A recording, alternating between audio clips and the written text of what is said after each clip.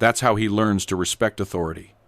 Those words sent a chill down my spine. It's been 3 years since that scene, and I can still hear the echo of that applause, the sickening applause of a father watching his daughter brutally strike. My son. My name is Elias Vance. I am 57 years old, a family law attorney specializing in domestic abuse cases, particularly those involving male victims. I have spent 32 years defending men. Society often overlooks men who were never taught they could times be victims. I have faced dismissive judges, manipulative spouses, and the systemic biases that often shield the female perpetrator. But nothing, absolutely nothing, in my career prepared me to watch my own son being beaten right in front of me. This is the story I never thought I would have to tell, the story of how a simple Sunday dinner shattered a family, and how a silence of 30 seconds changed the destiny of 4 people forever. Because, you see, they didn't know who they were messing with. Let me take you back to that evening. It was Sunday, March 20th. I remember the exact date because it was my late wife Roberta's birthday. She had passed away 2 years prior from a sudden heart attack, leaving me alone in that massive suburban house that used to be filled with laughter. Aaron, my only son, had insisted I come to his house for dinner. "Dad, you can't be alone on Mom's birthday. Come over. I'll make her favorite dish, BBQ ribs."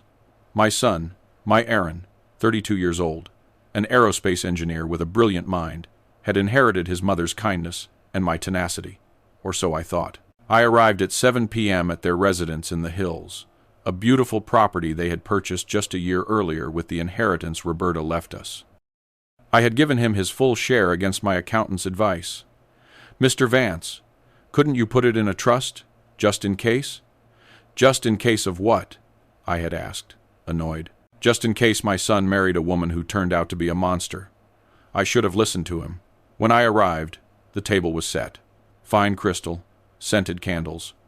Aaron had been cooking for hours. I could smell the ribs, the collard greens, the homemade cornbread. The aroma instantly transported me back to our kitchen, Roberta tasting the sauce straight from the pot, little Aaron sneaking bites of raw carrot. But something was off. Aaron was different. His hair was shorter than usual, almost shaved on the sides.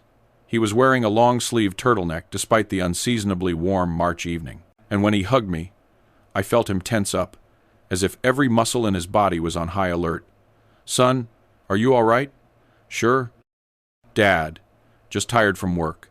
I should have pressed him. I should have asked more. But his wife, Maria, was right there. She was smiling, that smile, the one I'd always found.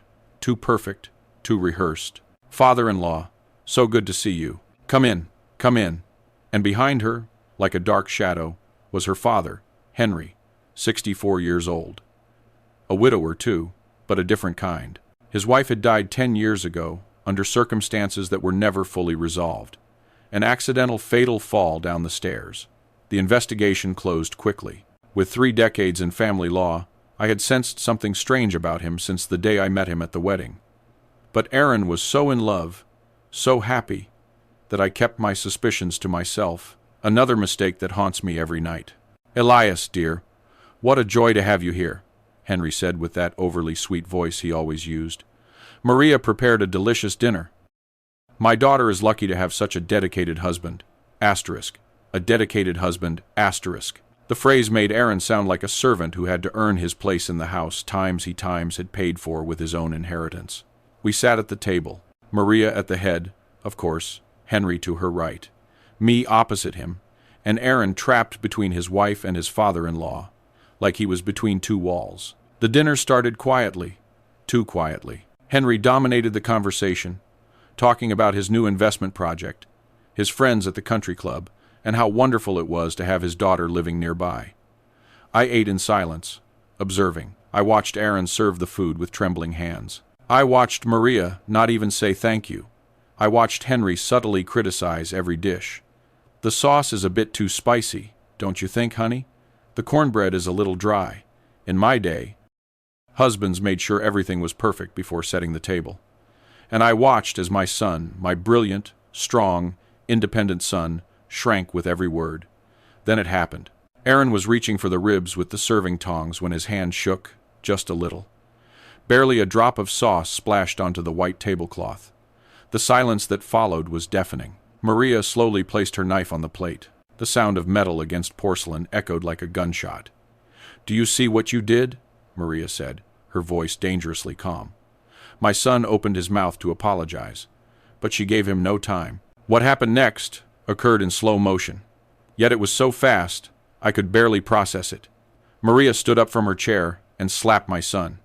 Once, twice, 3 times. The sharp sound of her hand against Aaron's face filled the dining room. My son fell from his chair, hitting the marble floor. And then I heard the applause. Henry was clapping. "That's how he learns to respect authority," he said with a satisfied smile. "A clumsy husband needs correction. I also had to educate my wife this way. It's for his own good." My blood froze for 30 seconds. I couldn't move. I couldn't breathe. 32 years defending male victims of violence, and I couldn't react when it happened right in front of my eyes. But those 30 seconds were not paralysis. They were calculation. In my head, I began to process everything I was seeing with the cold precision of a lawyer who had witnessed this hundreds of times. The power of control, the forced submission, the normalized violence, the complicit family, and something else, the disproportionate reaction to a single drop of sauce. This was not the first time. I stood up from my chair slowly, without saying a word. Maria looked at me with that arrogant smile, waiting for me to scream, to make a scene, to get hysterical, the way she expected emotional men to behave. But I did not scream. I took my phone out of my jacket pocket. My hands did not shake, not once, and I dialed a number I'd had on speed dial for 20 years. "Commander Miller," I said, my voice so cold it surprised even me. "This is Elias Vance. I need an immediate response unit at 345 Palm Avenue, apartment 802. Domestic violence in progress with witnesses. I'm going to activate the recording on my phone now." And I did. I activated the recorder. I put the phone on speakerphone on the table and looked directly into Maria's eyes. "Repeat what you just did," I said. "Repeat what your father just said, please. I have all night." Maria's face went from arrogant red to ghostly white in 3 seconds. You can't." "I am a lawyer specializing in domestic violence for 32 years, I said with the same cold voice. "I have prosecuted over 200 women just like you. I have direct contact with the special prosecutor's office, and you just beat my son in front of me, in front of your father, who applauded and justified your violence, making him a legal accomplice." I walked over to Aaron, who was still on the floor, his face red, silent tears running down his cheeks. I helped him up carefully, checking for any serious injuries. "Dad," he whispered. "Silence, my love. I'm doing the talking now." Maria took a step toward me, but I held up a hand. "If you touch me, that's 3 more felonies. Threat, attempted aggression against a key witness, and obstruction of justice. Do you want to keep adding years?" Henry, for the first time all evening, had stopped smiling. "This is a family matter," he said with a trembling voice. "You have no right to. I have every right in the world. I'm a direct witness to a crime punishable by 3 to 6 years in prison.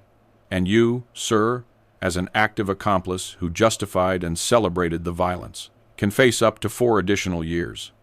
At that moment, we heard the sirens. I had told them they would arrive in half an hour, but I had known Commander Miller for 2 decades. He knew that when I called, it was serious.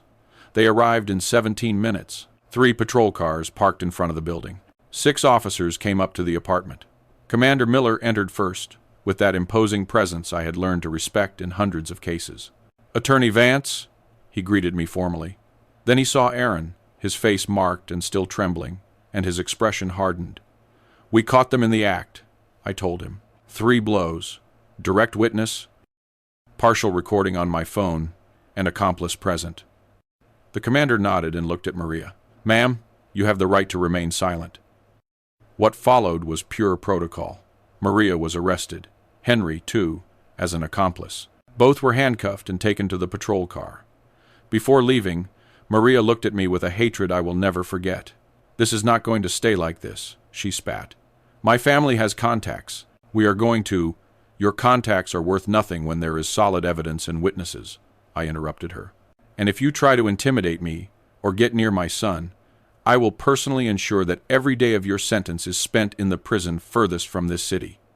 They took her away, and for the first time all evening, I hugged my son. He cried in my arms for what seemed like an eternity. He cried out years of silence, of fear, of feeling trapped in a nightmare he didn't know how to end. "Why didn't you tell me?" I asked him when he could finally speak. "I was ashamed, Dad. You've always been so strong, always defending other men. How was I going to admit that I was a victim myself? How was I going to accept that I married the exact kind of monster you fight?" I hugged him tighter. "It ends today." And so it was. But this story doesn't end with the arrest. This story is just beginning. Because what Maria and Henry didn't know was that the universe has a very particular way of serving justice. And I was going to make sure that every single one of their actions had its consequence. Sometimes we trust the wrong people too much.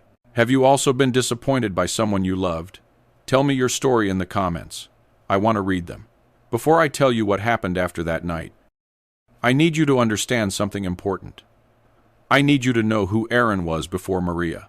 Because when you see a man destroyed by violence, it is easy to forget that he was once a boy who laughed without fear, a teenager full of dreams, a man who walked through life with his head held high.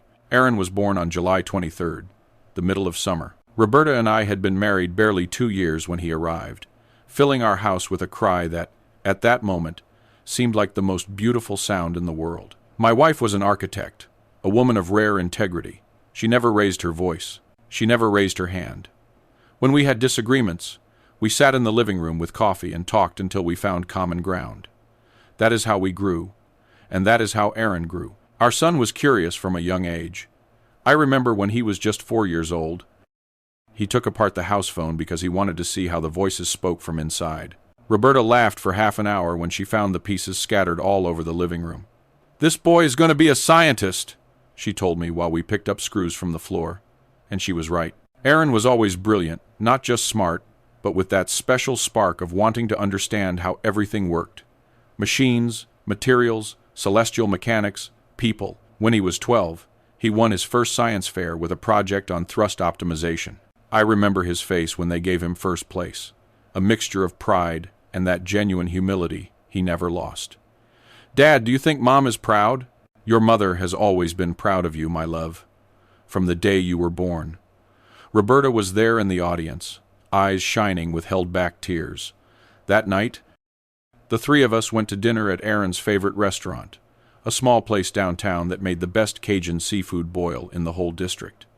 "To our engineer," toasted Roberta, raising her glass of iced tea. "To our family," I said. "To being together," added Aaron with that smile that lit up any room. Together.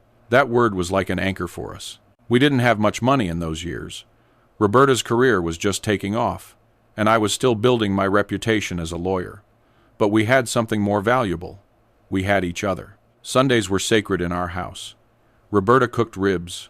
It was her specialty, a recipe she had inherited from her grandmother. She spent hours preparing the dry rub, adjusting the sauce's flavor. Aaron and I were her official assistants. He measured the ingredients with scientific precision. I told the family stories my wife loved to hear. "Have I told you about the Mr. Dominguez case?"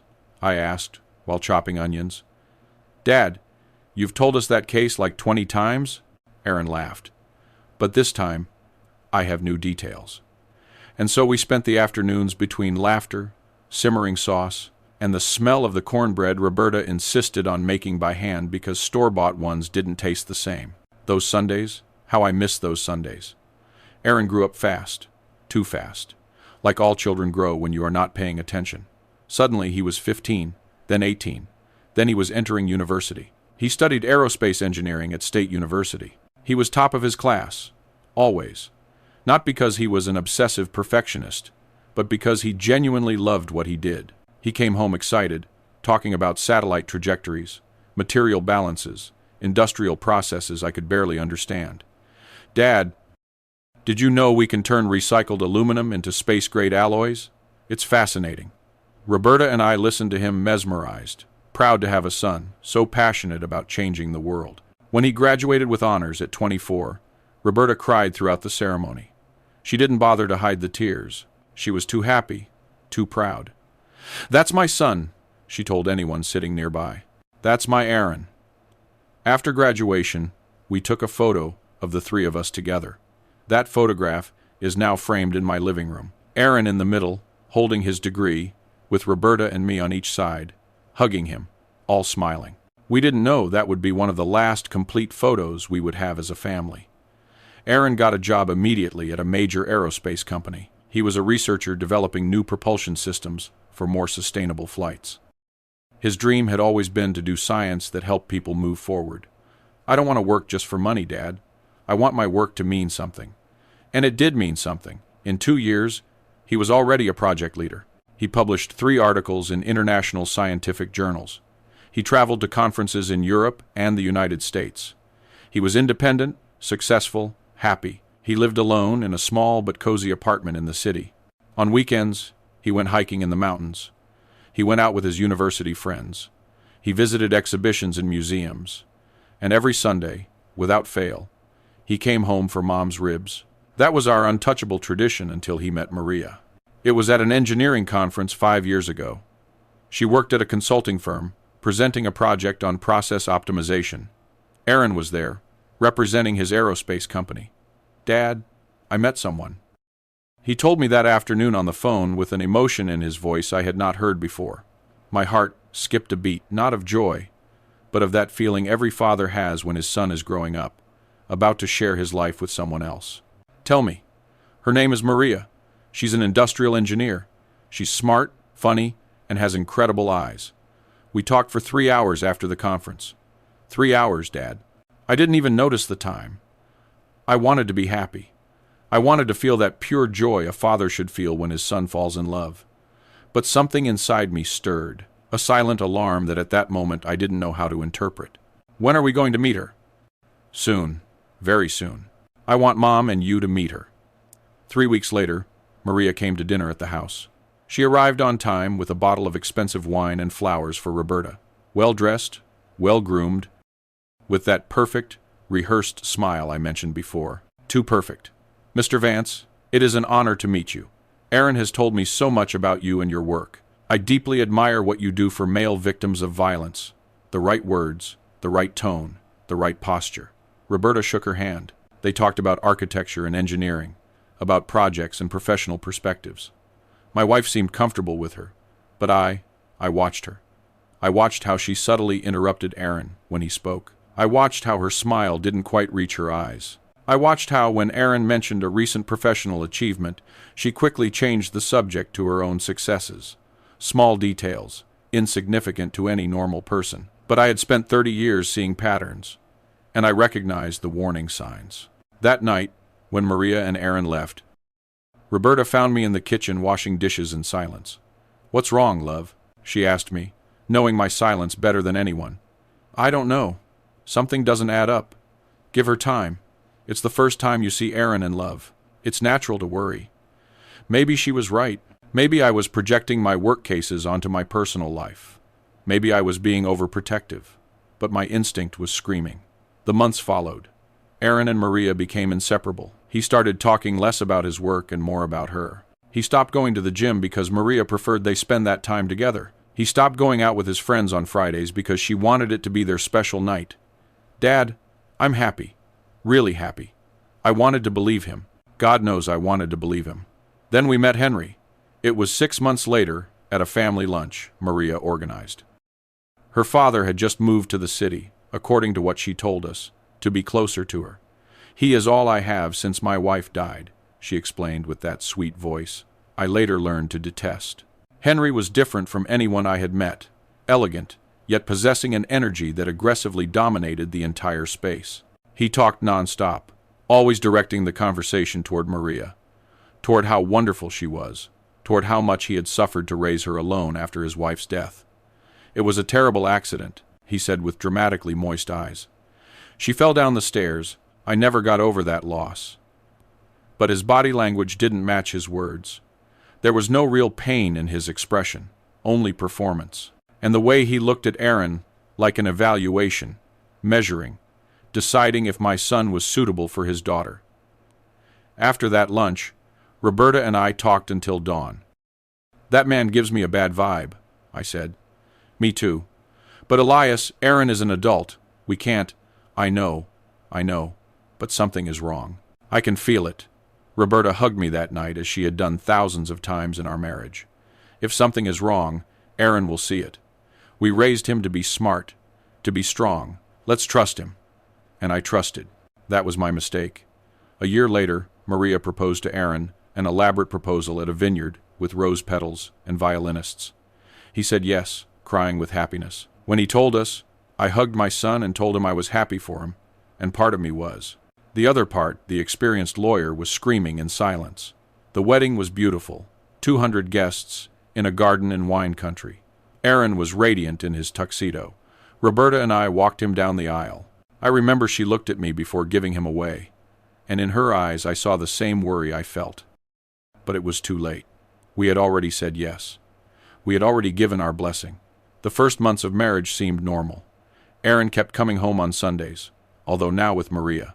We kept making ribs, although conversations no longer flowed with the same naturalness. Maria always had an opinion on everything. She always corrected some detail of Aaron's stories. She always diverted attention to herself, and Aaron started talking less. Then Roberta died. It was sudden, a massive heart attack while she slept. She went in peace, without pain, but she went too soon, 62 years old. We still had so many years ahead. So many more Sundays of ribs, so many stories to create, so many grandchildren to meet. But she was gone, and with her went the balance of our family. The funeral was a whirlwind of pain. Aaron cried in my arms like he hadn't cried since he was a child. Maria was there, correct and appropriate, but distant, as if fulfilling a social duty rather than comforting her husband. Henry, for his part, spent the entire funeral comparing Roberta's death to his own wife's death. I know exactly how you feel, Elias. I also lost the love of my life, although I must say my loss was more traumatic because it was violent. Even in my pain, I recognized the manipulation, but I was too broken to confront it. The weeks after the funeral were the darkest of my life. The house felt empty, full of ghosts of a life that no longer existed. Roberta's coffee mug still on the kitchen counter, her robe hanging in the bathroom, her architecture books in the study. Aaron came every day. He stayed with me. He made me food I couldn't eat. He forced me to shower, to get out of bed. Dad, you have to keep going. Mom would want you to keep going. And he was right.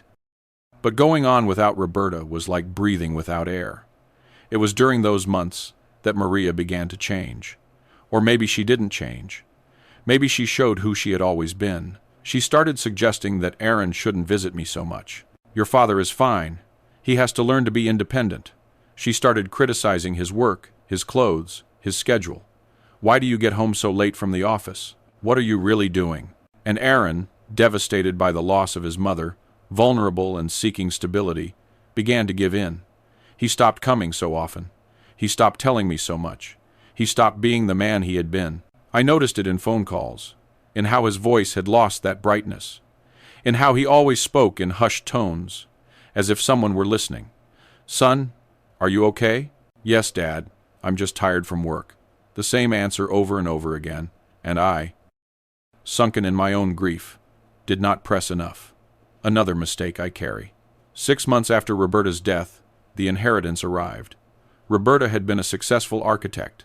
She had invested well. She had saved, thinking about our future. She left Aaron and me a considerable amount. I gave Aaron his full half without restrictions, almost $500,000. Dad, this is too much. You should keep more. No, my love. Your mother wanted you to have security. She wanted you to be able to follow your dreams without financial worries. With that money, Aaron and Maria bought the house in the hills, a beautiful residence that should have been a home full of love. But it became a prison. Visits became more spaced out. Aaron always had an excuse: work, renovations, commitments with Maria's family. When I saw him, I noticed subtle changes. His hair shorter, his clothes more conservative, his silence heavier. Dad, I like this new style.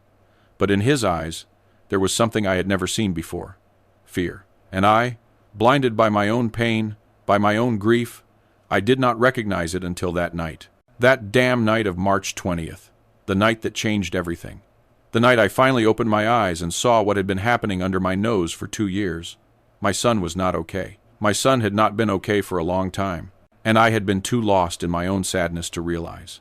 But that night, when I saw those 3 blows, when I heard that applause, when I felt my blood freeze, that night I recovered my purpose. That night I remembered who I was.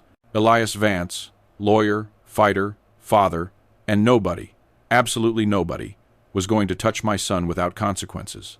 As I tell all this, I think about where you might be listening to me. Write the name of your city in the comments. The first fracture wasn't a blow. It was something much more subtle, much more dangerous. It was a word. Let me explain. After that night of March 20th, when Maria and Henry were arrested, Aaron stayed with me at my house. I didn't want him to go back to that residence in the hills. Not that night. I needed to have him close, make sure he was safe. I took him to his old room, the one we had kept exactly as he left it when he moved out. His single bed with the jet black quilt he himself had chosen at 15. His diplomas and awards still hanging on the wall. The photograph of him with Roberta at his graduation on the desk. "Dad, I haven't slept here in so long," he said with a voice so small it broke my heart. I helped him change. I gave him one of my clean pajama tops. I made him herbal tea with honey like I did when he was a child and couldn't sleep. We sat on his bed like so many nights of his childhood. "Tell me everything," I said softly. "From the beginning. I need to know when it started." Aaron remained silent for a long time. He stared at his cup of tea, watching the steam rise in delicate spirals. Finally, he spoke. "Do you remember our honeymoon in Costa Rica?" Of course, I remembered. It had been 3 years ago. Aaron came back with hundreds of photographs. The impossible green of the rainforest, the volcanoes, the sunsets on the Pacific. In all the photos, he was smiling. He looked radiant. He looked happy. "On the last night, in Guanacaste," Aaron continued, "we were having dinner at that open-air restaurant overlooking the sea. Do you remember I sent you that photo?" I nodded. I remembered it perfectly. Aaron in a light linen shirt, the sun setting behind him, his smile wide and genuine. We had drunk wine. We were celebrating. A waiter approached our table, a young Tico, very kind. He asked me in English if everything was okay with the food. I told him yes, that everything was delicious. We talked for maybe 30 seconds. Aaron took a sip of his tea. His hands trembled slightly. When the waiter left, Maria stayed quiet. I thought she was enjoying the view, the moment. But when I looked at her, she had that expression. That expression I later learned to fear. And what expression? Cold, distant, as if suddenly I was a stranger. What happened? We finished dinner in silence. We went back to the hotel. I thought she would get over it, that maybe it had been the wine or the tiredness of the trip. But when we got to the room, she closed the door and looked me directly in the eyes. Aaron paused, took a deep breath. I continued waiting, giving him the space he needed. She called me times irresponsible, asterisk, one single word, but the way. Aaron pronounced it, with that weight, with that contained pain, made me understand that it had not been just a word. It had been a sentence. I asked her what she meant. She told me she had seen how I smiled at the waiter, how I prolonged the conversation unnecessarily, how clearly I was seeking his attention. Aaron, I told her she was crazy, that I had just been polite. That is how I am with everyone. And then she laughed. She laughed, Dad, but it was not a normal laugh. It was a condescending laugh, as if I were a silly boy who did not understand the world. "What did she tell you?" She told me that maybe I didn't realize what I was doing, that maybe I was naturally so, asterisk, weak times, that I didn't even notice. That her father had warned her that men too soft like me sometimes didn't know how to behave appropriately in a marriage. I felt the rage rise up my throat, but I held it back. I needed to hear everything. I spent the rest of the night apologizing, Dad, apologizing for something I had not done because she made me feel that maybe I had done something wrong without realizing, that maybe I had been inappropriate, that maybe I needed to be more aware of how my actions could be misinterpreted. That was the first fracture. I did not realize it at that moment. I thought it was a misunderstanding. I thought she was being sensitive because it was our honeymoon and she wanted everything to be perfect. Aaron wiped a tear that had started to fall. But the next day at the airport on the way back, she bought me a new watch, a Rolex. She hugged me and told me she was sorry, that she had overreacted, that it was because she loved me so much that the idea of losing me made her irrational. The classic cycle, explosion, Honeymoon. Tense, calm, explosion. I had seen it hundreds of times in my cases, and now I was seeing it in my own son. When was the next time? 2 months later, we went to a work meeting for her company. It was a celebration. They had closed an important contract. Her boss, Dr. Roberts, congratulated her publicly. He hugged her a professional, appropriate hug. Maria claimed, "Times did it." That night, she yelled at me for the first time. She said I had humiliated her, that everyone at that party had seen how I allowed her boss to touch her, that clearly I had no respect for our marriage. I explained that he was her boss, that it had been a professional hug, that there were 50 other people there. But she didn't listen. She kept yelling. She called me spineless. She called me naive. She told me that obviously, her boss wanted something else, and that I was too stupid to realize. Aaron leaned back against the headboard of his bed, exhausted from recounting memories he had clearly been keeping for a long time. I started being afraid to go out, afraid to talk to coworkers, afraid to smile too much, afraid to wear clothes she considered inappropriate.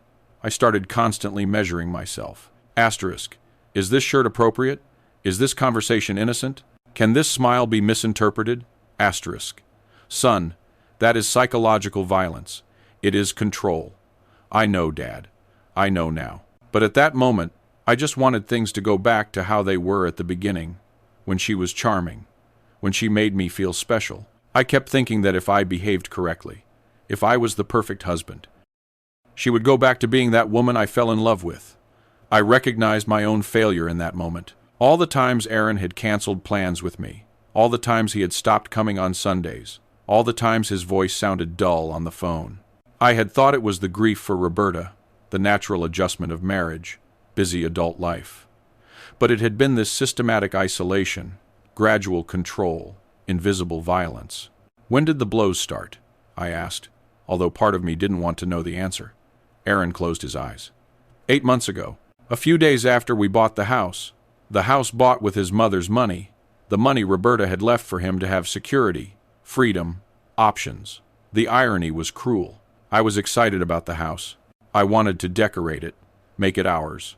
I hired an interior designer, a talented young woman named Sarah who came recommended by a friend. I already knew where the story was going. Sarah came often, taking measurements, showing me color options, furniture. She was professional, always. But Maria didn't like it. She said she spent too much time in our house, that clearly she had intentions. I told her she was gay, Dad. Sarah was openly gay. She was engaged to her partner. I showed Maria her Instagram profile, where she was clearly seen with her fiancé. But Maria didn't care. She said she could be bisexual, that she could be lying, that I was too trusting. She forbade me to continue working with Sarah. I had to fire her, invent an excuse. Sarah felt terrible. She thought she had done something inappropriate. I had to lie to her. And it was there when we had the worst argument up to that moment. I told her she was being irrational, that she had no right to control who I worked with, that was my house too, bought with my money. Aaron opened his eyes. They were red, swollen. She pushed me against the wall. She didn't hit me with a closed fist, but she pushed me so hard I hit my head against the plaster. I saw stars for a few seconds. I felt nauseous. She apologized immediately.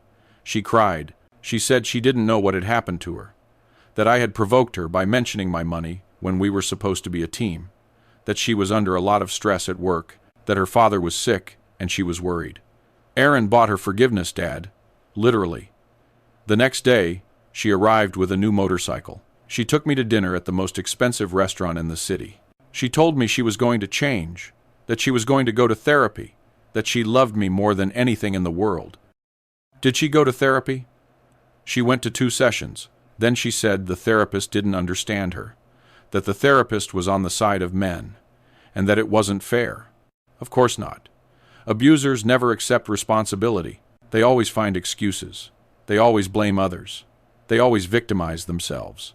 The following months were a roller coaster. Some weeks she was the perfect woman. She brought me gifts. She wrote me sweet messages. She treated me like a king. Other weeks she was a stranger. Cold, critical, controlling. And Henry, I said. Where was Henry in all this? Aaron's face hardened. Henry made everything worse. Dad, he moved closer to us 6 months ago. He bought an apartment 3 blocks from our house. 3 blocks. And he started coming every day.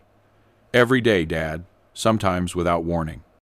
He arrived with his keys because Maria had given him a set and entered as if it were his house. One day I arrived from work and found him reorganizing my closet, moving my things, throwing away clothes that, according to him, were no longer stylish, changing shoes around. I told him, with all possible politeness, that I appreciated his help, but that I preferred to organize my own closet. Do you know what he answered me? I shook my head. He told me, a good husband accepts his father-in-law's advice. I raised Maria alone, working double shifts, sacrificing everything for her. The least you can do is let me help you be the husband she deserves. The husband she deserves, I repeated with bitterness. Henry had an opinion on everything. On my clothes? Asterisk. That shirt is too loose. What will people think? Asterisk. On my work? Asterisk. You should consider reducing hours. Women need their husbands to be available. Asterisk. On my cooking? Asterisk. My daughter's cooking is too bland. Clearly, you don't know the correct recipe. Asterisk. And Maria always defended him. Always. It didn't matter how unreasonable he was. She took his side. She told me his father had suffered a lot, that he had raised a daughter alone, that I should be more understanding. I started feeling like a stranger in my own house, as if I were living in their time's house, not mine, as if I were a guest who had to earn the right to be there. Aaron walked to the window of his old room. He looked outside toward the garden where Roberta used to grow herbs for cooking. Do you know what is the worst part, Dad? What? That Henry talked to me about his marriage as if it were a role model. He told me how he times educated, times his wife, how he put her in her place when she behaved badly, how he taught her that times was the one who ruled the house. I always thought those stories were strange. He talked about hitting her with objects when she got drunk, about hiding her money when she didn't behave well, about punishing her by locking her out of the house at night. A shiver ran down my back, and when he told me these stories, he laughed. He laughed, Dad, as if they were funny marriage anecdotes, not abuse. Do you think he? What if he killed his wife? I don't know, but every time he mentions it, there is something in his eyes, something cold, something that scares me. Aaron returned to bed, snuggled next to me, as when he was a child and had nightmares. The first real blow, the first with a closed fist, was 4 months ago. I was doing laundry. Maria had come and had criticized everything. The cleaning, the food from the day before, my hair. I was tense, stressed. I was folding a shirt Roberta had given me, that navy blue one I liked so much. Maria arrived from work in a bad mood. She started complaining that the house smelled too much like detergent. I explained I was doing laundry. She told me I could have ventilated better. I told her the windows were open. And then, without any reason, without any real provocation, she told me, "You are useless. You can't do even the simplest thing without ruining it." I turned to look at her, surprised, and she took that as a challenge. Aaron instinctively touched his jaw, as if the pain were still there. She hit me. A direct punch to the jaw. I fell to the floor. The laundry basket overturned. Silent tears ran down my face. I couldn't contain them. I stayed there on my laundry room floor, bleeding from the mouth, looking at Mom's shirt crumpled on the tiles. And the only thing I thought was, Mom, I need you. I don't know what to do without you. I hugged him tighter. Henry was there. He had seen everything. Do you know what he did? What? He knelt beside me and told me, husbands have to learn when to keep their mouths closed. I learned that lesson many years ago. Now it's your turn. After that, Maria locked herself in her study. Henry helped me clean the blood. He gave me ice for my jaw. He taught me how to cover the bruise. Yellow concealer first, then your skin tone, then powder, he explained, with all the calm in the world, as if it were a normal beauty tutorial. I asked him if he had gone through this, if his wife had ever hit him. He looked me directly in the eyes and told me, "No, dear. I was smarter. I learned to control the situation before it escalated." The pieces began to fit in my head. Henry had not been a victim. Henry had been a perpetrator. And now he was raising a second generation of violence with Maria as his tool. "Why didn't you tell me?" I asked, although I knew the answer. "Because I was ashamed, Dad. Because all my life I saw you defending other men. Because you are strong, unbreakable, brave. How was I going to tell you that I, your son, had become exactly the kind of man you rescue? Besides, he continued, Maria always apologized afterward. She always promised to change. She always convinced me that it had been my fault for provoking her. And part of me was still in love with the woman I met 5 years ago. I kept waiting for that woman to return. But she was not going to return. No, because that woman never existed. It was a mask, and the mask fell off when I was already trapped. We remained silent for a long time.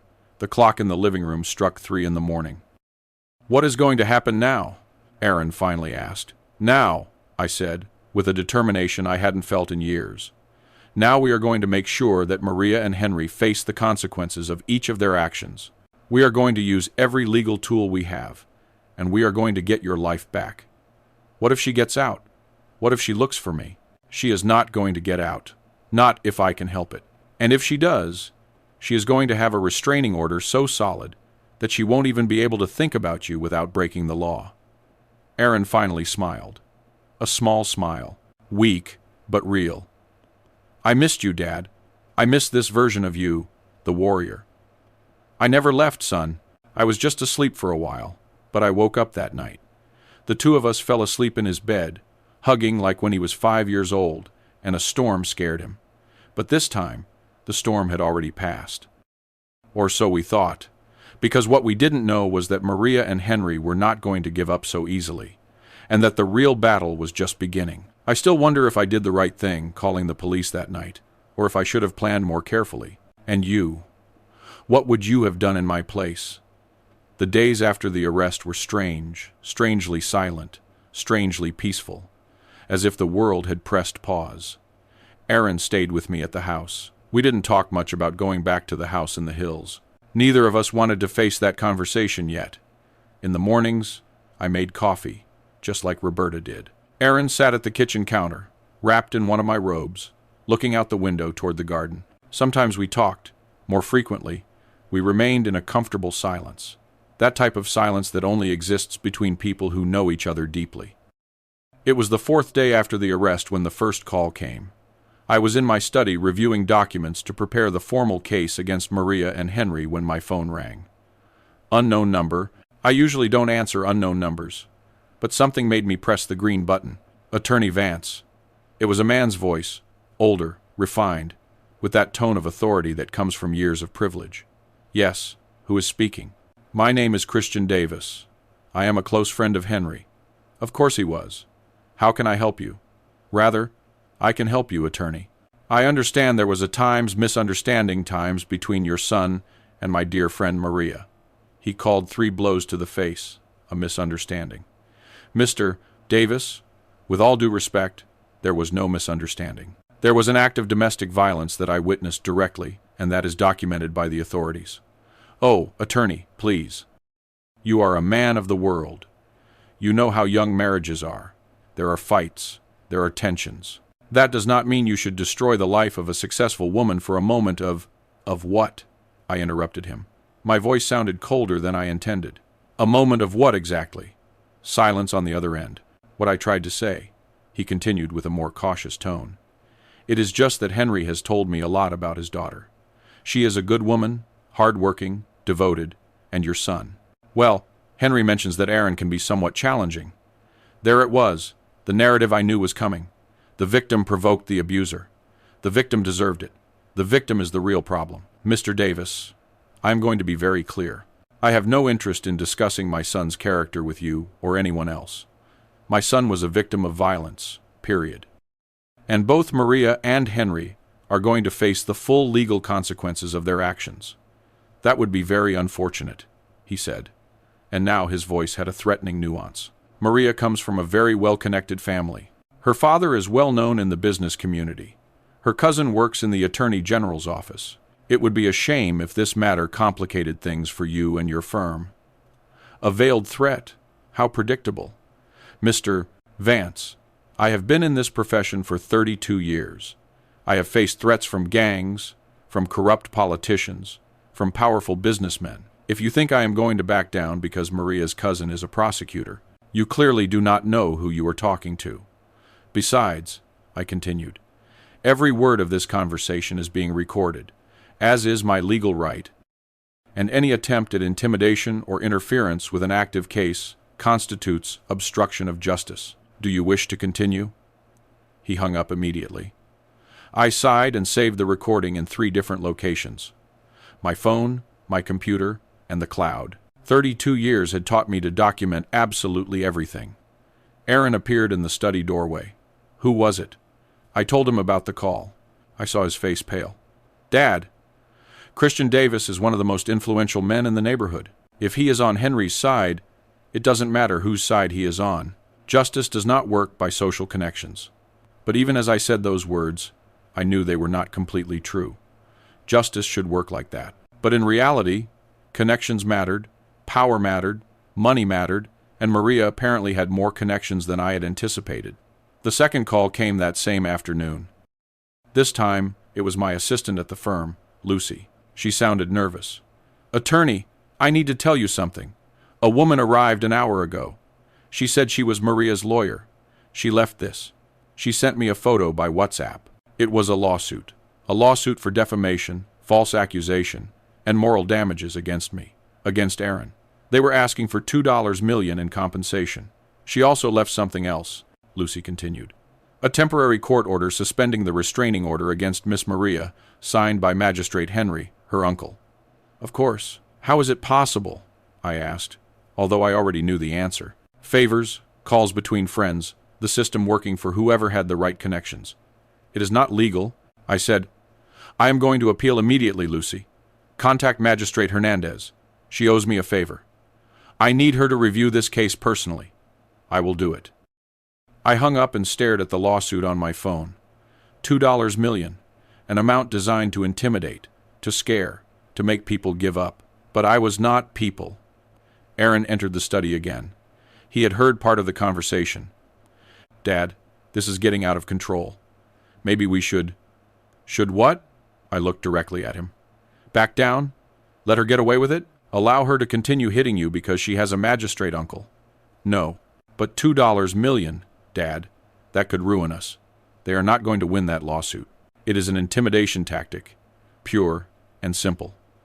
But I saw the fear in Aaron's eyes, and for the first time, I saw something else. Doubt. Son, look at me. He did, although with effort. Are you thinking about going back to her? Silence. Aaron, answer me. I don't know, he whispered. I don't know, Dad. All this is too much. The calls, the lawsuits, the threats. And Maria. Maria has been writing to me. My blood froze for the second time that week. What? She writes to me from her lawyer's phone. Long messages. She says she is sorry, that she is in therapy, that she finally understood what she did wrong, that Henry is also receiving psychological help, that if I give her one more chance, she is going to prove she can change. Aaron, I know what you are going to say. I know it is manipulation. I know she is probably lying. But Dad, his eyes filled with tears, we were married 3 years. That has to mean something. I got up from my desk and took my son's hands in mine. Do you know how many times I have heard that same story? How many men have sat exactly where you are now saying exactly the same words? But they are not me. You are right. They are not. Because many of them did not have the luck to have someone to help them get out. Many of them went back. And do you know what happened? Aaron shook his head. But I think he already knew the answer. Some are in hospitals. Some are in wheelchairs. Some are in cemeteries. Maria would not kill me. That is exactly what all of them thought. We remained silent. I could see the internal battle on my son's face. The rational part fighting against the emotional part. The part that knew the truth against the part that still wanted to believe in the fairy tale. Let me show you something, I said. I took him to my home office, opened my computer, and showed him statistics. Cold, hard, undeniable numbers. 70% of men who return to their abuser after the first serious incident suffer more severe violence. 43% end up in the hospital within the first year. And look at this number. I pointed to a figure in red on the screen. 1 in 200 men died last year from partner violence. 1 in 200. Each of them believed their partner was going to change. Each of them thought it was different. Aaron looked at the screen with glassy eyes. But I also have other numbers, I continued. Men who got out, men who reported, men who rebuilt their lives. 87% report better quality of life 2 years later. 93% say it was the best decision of their life. And the other 7%? Some cases went back before we could help them completely. Some faced economic difficulties, but none. Aaron died. My son let himself fall onto the sofa in my office. You just don't understand, Dad. It is not just physical fear. It is everything. The house we bought together, the plans we had, the friends we made as a couple, the family we were going to build. If I leave her, I lose all that. No, I said firmly. If you leave her, you gain your life. Everything else is replaceable. Your life is not. But I feel so guilty, as if I were exaggerating, as if 3 blows were not enough reason to destroy a marriage. And there it was, the denial, the minimization, the syndrome I had seen in hundreds of cases. Aaron, look at me. 3 blows. That is 3 blows too many. There is no acceptable number of times someone can hit you. 0 is the correct number. 0. But what will people think? My friends, my colleagues, her family. Do you care more about what strangers think than your own safety? It is not that. It is just that. It is complicated. No, son. It is simple. She hit you. She is the guilty one. You are the victim. There are no nuances there. Aaron stayed quiet for a long moment. Can I at least read the messages? Can I at least hear what she has to say? Every fiber of my being wanted to say no, wanted to forbid him to have any contact with Maria. But I also knew that if I pressured him too much, I could push him away. Okay, I said carefully, but with conditions. 1, I read the messages with you. 2, you do not respond without consulting me first. 3, we document everything in case we need to use it legally. Deal? He nodded. That night, sitting in his room, Aaron opened his phone and showed me the messages. There were dozens, all from different numbers. The first said, asterisk, Aaron, my love, you don't know how sorry I am. I am destroyed. These days in custody have given me time to think, to really see what I did. I was a monster to you. I don't deserve your forgiveness, but I ask for it anyway. Please give me a chance to show you I can change. I love you more than my own life. Asterisk. Classic self-flagellation followed by declaration of love. The second, asterisk. I spoke to a psychologist here. He diagnosed me with impulse control disorder related to childhood trauma. I finally understand where my violence comes from. My father, he hurt me a lot when I was a child. I know it's not an excuse, but it's an explanation. I am working on that. For you, for us. Asterisk, now blaming her father. Interesting twist, considering Henry had applauded when she hit Aaron. The third, asterisk. I saw my lawyer filed a lawsuit against you and your dad. Please, believe me, I didn't want that. It was my family's decision. I just want to resolve this in private, as a couple. Tell them to withdraw the lawsuit. Just give me the chance to talk to you face to face without lawyers, without your dad interfering. Asterisk. There was the real objective.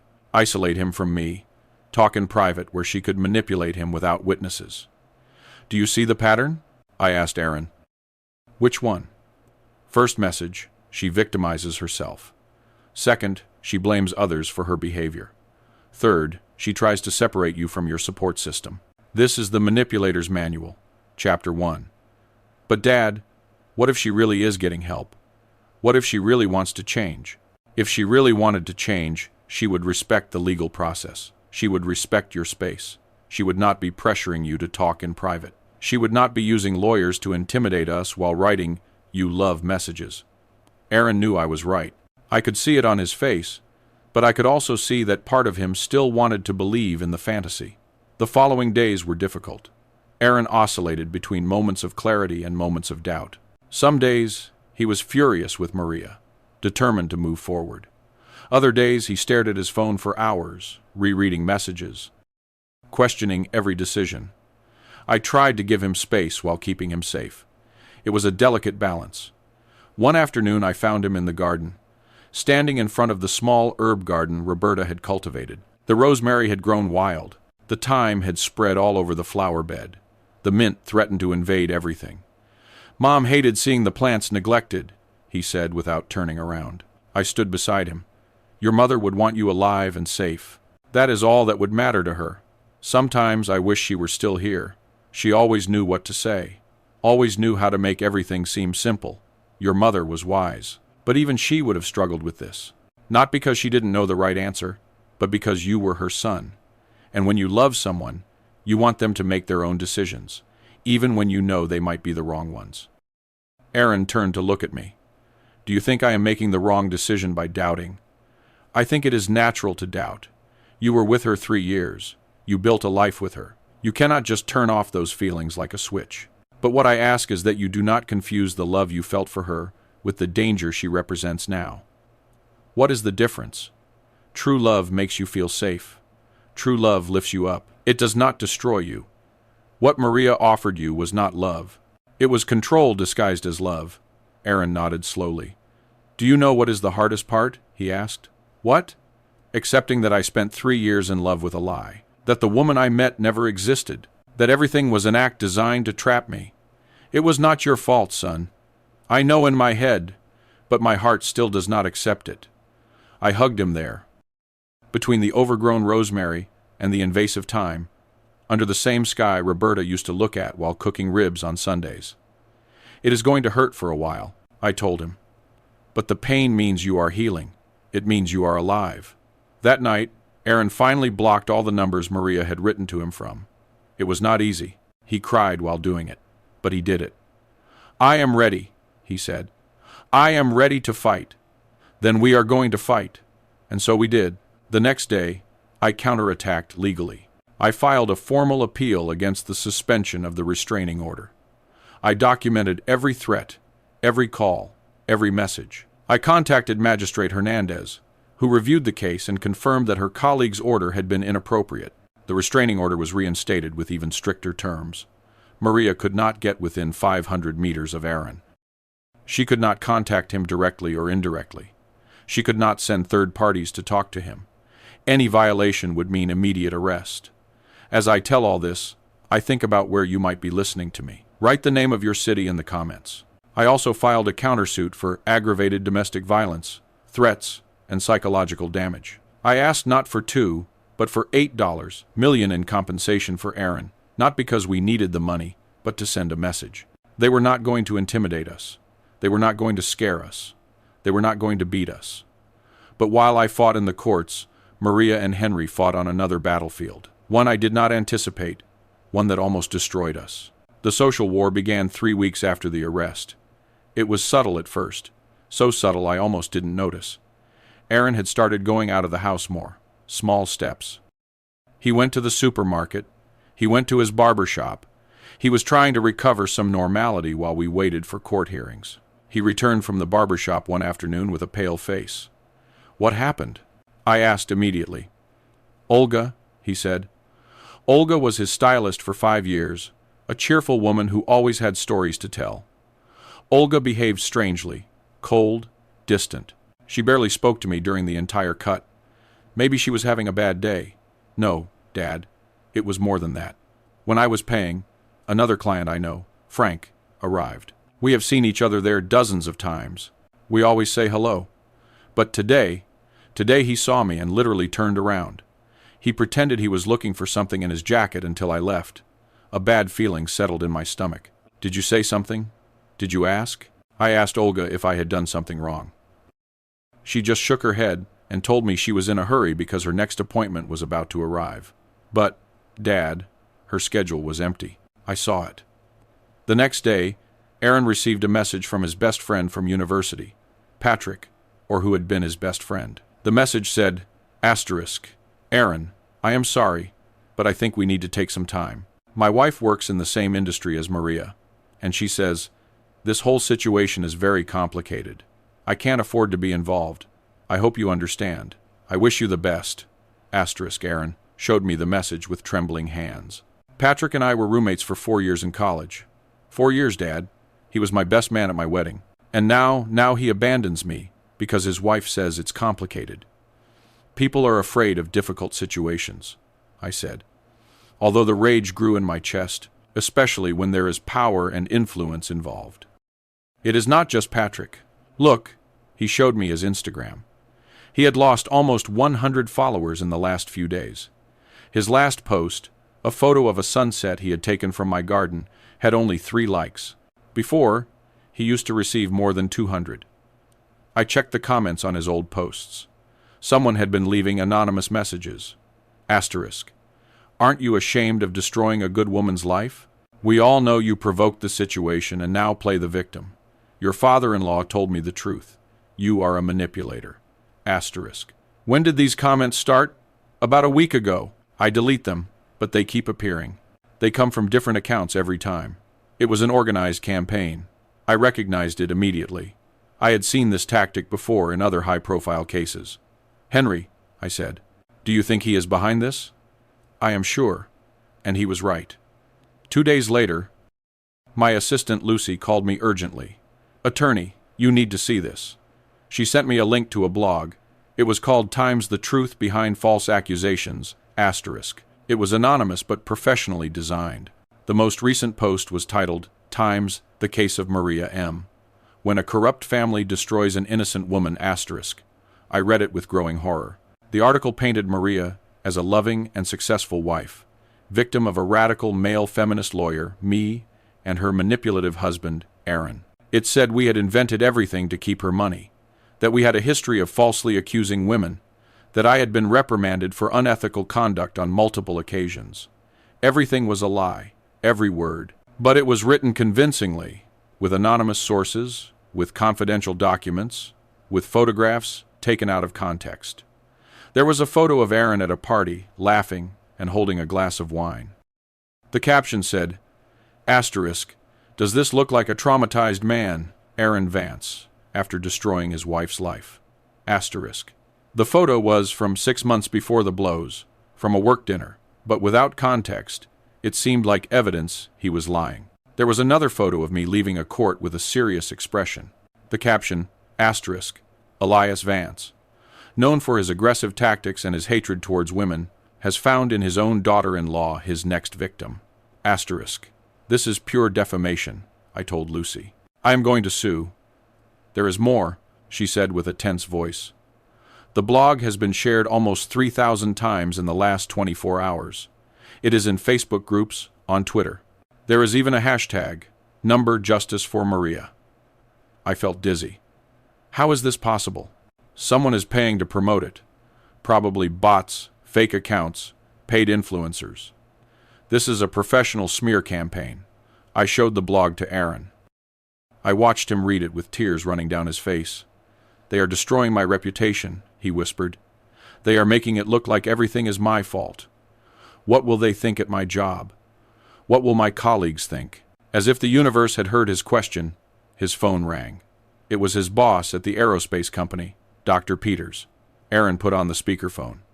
Aaron, we need to talk, said Dr. Peters without preamble. Her voice sounded uncomfortable. Certain rumors have reached my ears about your personal situation. Doctor, I can explain. I don't need explanations, but I need you to understand that this company has an image to protect. We cannot afford to be associated with scandal, whether true or false. My blood boiled. Dr. Peters, I intervened. This is Elias Vance, Aaron's father and his legal representative. What you are suggesting sounds dangerously close to wrongful termination based on his condition as a victim of domestic violence, which is protected by law. Silence on the other end. I am not firing anyone, the doctor finally said. I am just suggesting that maybe Aaron needs to take some time. A leave of absence. Paid, of course, until all this is resolved. How long? Aaron asked with a trembling voice. Indefinite, for now. She hung up. Aaron let himself fall onto the sofa. They are destroying me, Dad, systematically.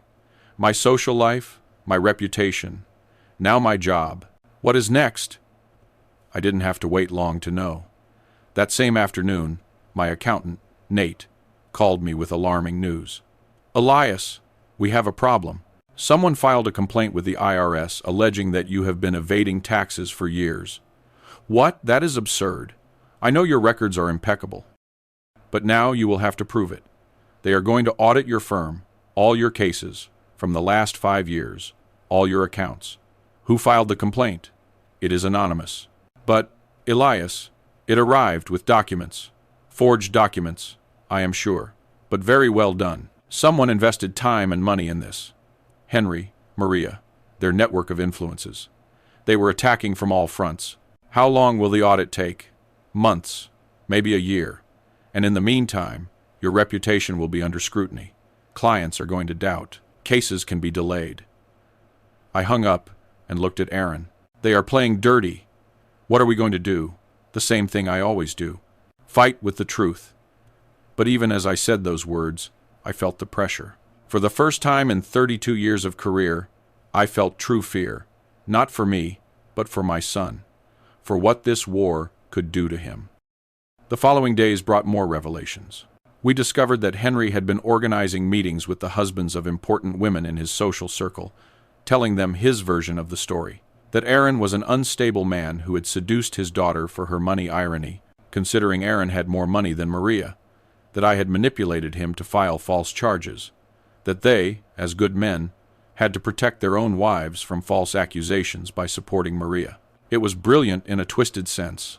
Henry had turned the case into a class and gender war, painting himself and his daughter as victims of a male feminist conspiracy, and many men believed him. One afternoon, Aaron received an Instagram message from an account he did not know. The message included photos. Photos of our house, photos taken from the street, photos of the windows, photos of the garden. The message said, asterisk, nice house. It would be a shame if something happened to it. Asterisk. I called Commander Miller immediately. This is direct intimidation, I said. I need protection. Attorney, I can put extra patrol on your street, but I don't have resources for 24-hour protection. And if something happens, let's hope it doesn't happen. Meanwhile, document everything. Install security cameras, and be careful. That night, I installed cameras. I reinforced the locks. I bought a new alarm system, and for the first time in years, I slept with my phone next to the bed, ready to call 911 at any moment. Aaron was in his room, but he wasn't sleeping. I could hear him crying quietly through the wall. I got up and went to his room. I found him sitting on his bed, surrounded by old photographs. Photos of him and Patrick. Photos of him with his colleagues from work. Photos of his wedding. I was thinking, he said without looking at me, about how everything can be destroyed so quickly. 2 months ago, I had a life. I had friends, a career, a house, a wife. I thought I knew who I was. And now I have nothing. You have me. I know, and I thank you. But Dad, I am tired. I am so tired of fighting, of defending myself, of justifying my existence, of proving over and over again that I am not lying. He turned to look at me, and in his eyes I saw something that terrified me. I saw surrender. Sometimes I think, he continued, that it would be easier just to call her, ask for forgiveness, tell her I exaggerated, go back to her. At least that way all this would end. Aaron, no. Why not? Look at what is happening. They are destroying us. You, me, everything Mom built, your firm, your reputation, my career, everything. Is it worth it? Is it really worth 3 blows? I sat next to him and took his face in my hands, forcing him to look at me. Listen to me well. This is exactly what they want. They want you to give up. They want you to believe that you are the problem. They want you to think that abuse is preferable to the battle. But I am so tired. I know, my love. I know. But you have to understand something. This darkness you feel now, this exhaustion, this fear, it is temporary. But if you go back to her, if you give up, that will be permanent. Or until she kills you. She would not kill me. You don't know that. And you cannot risk your life betting that her violence has limits, because I guarantee you, son, that it has none. Aaron leaned on my shoulder like he did when he was little, and the world seemed too big for him. How did you do it? Dad, how did you fight for so many men for so many years without getting tired? I did get tired. I got tired all the time. But your mother reminded me why I did it. She told me, Elias, every man you save is someone's son. It is the son we would want someone to save if Aaron ever needed it. I paused, feeling the weight of the irony. I never thought it would be our own son who needed saving. But here we are, and I swear by your mother's memory that I am not going to let Maria win. I am not going to let her destroy you, even if I have to fight against her whole army of liars. And if we lose? We are not going to lose. But what if we lose? I looked him directly in the eyes. Then we will lose knowing that we fought with the truth, that we did not give up, that we did not allow fear to dictate our decisions, and that, son, that is already a victory in itself. We stayed there, hugging while outside the city continued its indifferent rhythm. The next day, I received a call that would change everything. It was from Commander Miller. Attorney, I need you to come to the station. Now. What happened? We have new evidence that you are going to want to see personally. What kind of evidence? An anonymous package arrived this morning with documents, photographs, and recordings. My heart accelerated. Recordings of what? Conversations between Maria and her father, planning exactly how to destroy Aaron, how to fabricate false evidence, how to use their contacts to ruin his reputation. Where did the package come from? We don't know. It was left at the station entrance during the night. No sender. But, attorney, the content is gold. It is exactly what we need to strengthen the case. I am on my way. I hung up and looked at Aaron. Get dressed. We have to go to the station. What happened? Someone is helping us. And I think we are finally going to see the full truth. In the car to the station, my mind was working at full speed. Who had sent that package? Was it someone from Maria's circle who had had enough? Was it someone with a personal vendetta? It didn't matter. What mattered was that we finally had the missing pieces. And I was about to discover that the truth was much darker than I had imagined. Because what those recordings revealed was not just a plan to destroy us. It was evidence of something much worse, something that confirmed my worst suspicions about Henry, and something that explained why Maria was exactly the way she was. I still wonder if I did the right thing by moving forward. Sometimes justice has a very high price. And you? What would you have done in my place? The evidence room at the station smelled of old coffee and paper. Commander Miller was waiting for us with a cardboard box on the table. A simple box, unmarked, sealed with common tape, nothing special in appearance. But I knew that what it contained could change everything. It arrived at 4 inches the morning, explained the commander, while putting on latex gloves. Security cameras caught a person leaving it. Medium height, completely covered with a hoodie and cap, impossible to identify. Fingerprints? I asked. None useful. Whoever did this knew what they were doing. He opened the box slowly. Inside were manila folders, several USB drives, and a large manila envelope. Let's start with this, he said, taking out one of the USB drives and connecting it to a computer. The screen lit up. It was an audio file. The commander pressed play. Henry's voice filled the room. It was unmistakable, that overly sweet tone I had learned to recognize. Don't be naive, Maria. That boy and his father are not going to stop. They have to understand who we are, who we have always been, Maria's voice responded. I already sent him the messages. Like you said, he is doubting, Dad. I can feel it. If I keep pushing, he is going to give in. It is not enough for him to give in. We need to destroy his credibility completely. I already hired the PR team. They are going to handle the blog, social media, everything. By the weekend, half the city is going to think Aaron is a calculating liar. And the lawyer, the father that won, is more complicated.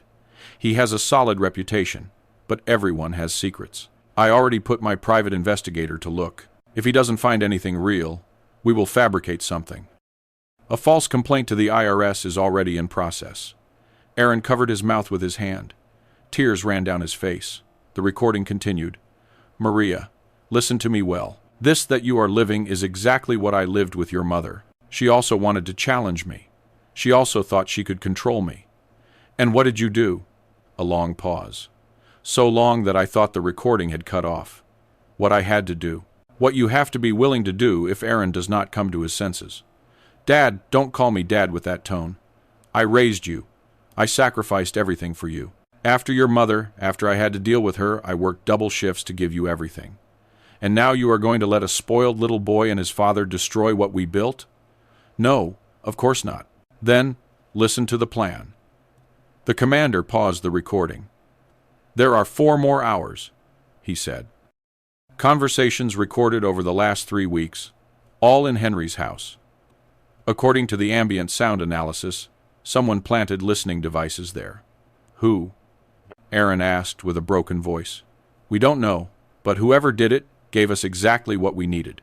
He opened one of the folders. It contained photographs. The first was of an official document, a death certificate. Asterisk Isabel Maria Reed, asterisk. The commander read, Henry's wife died 11 years ago from severe head trauma after falling down the stairs of her residence back east.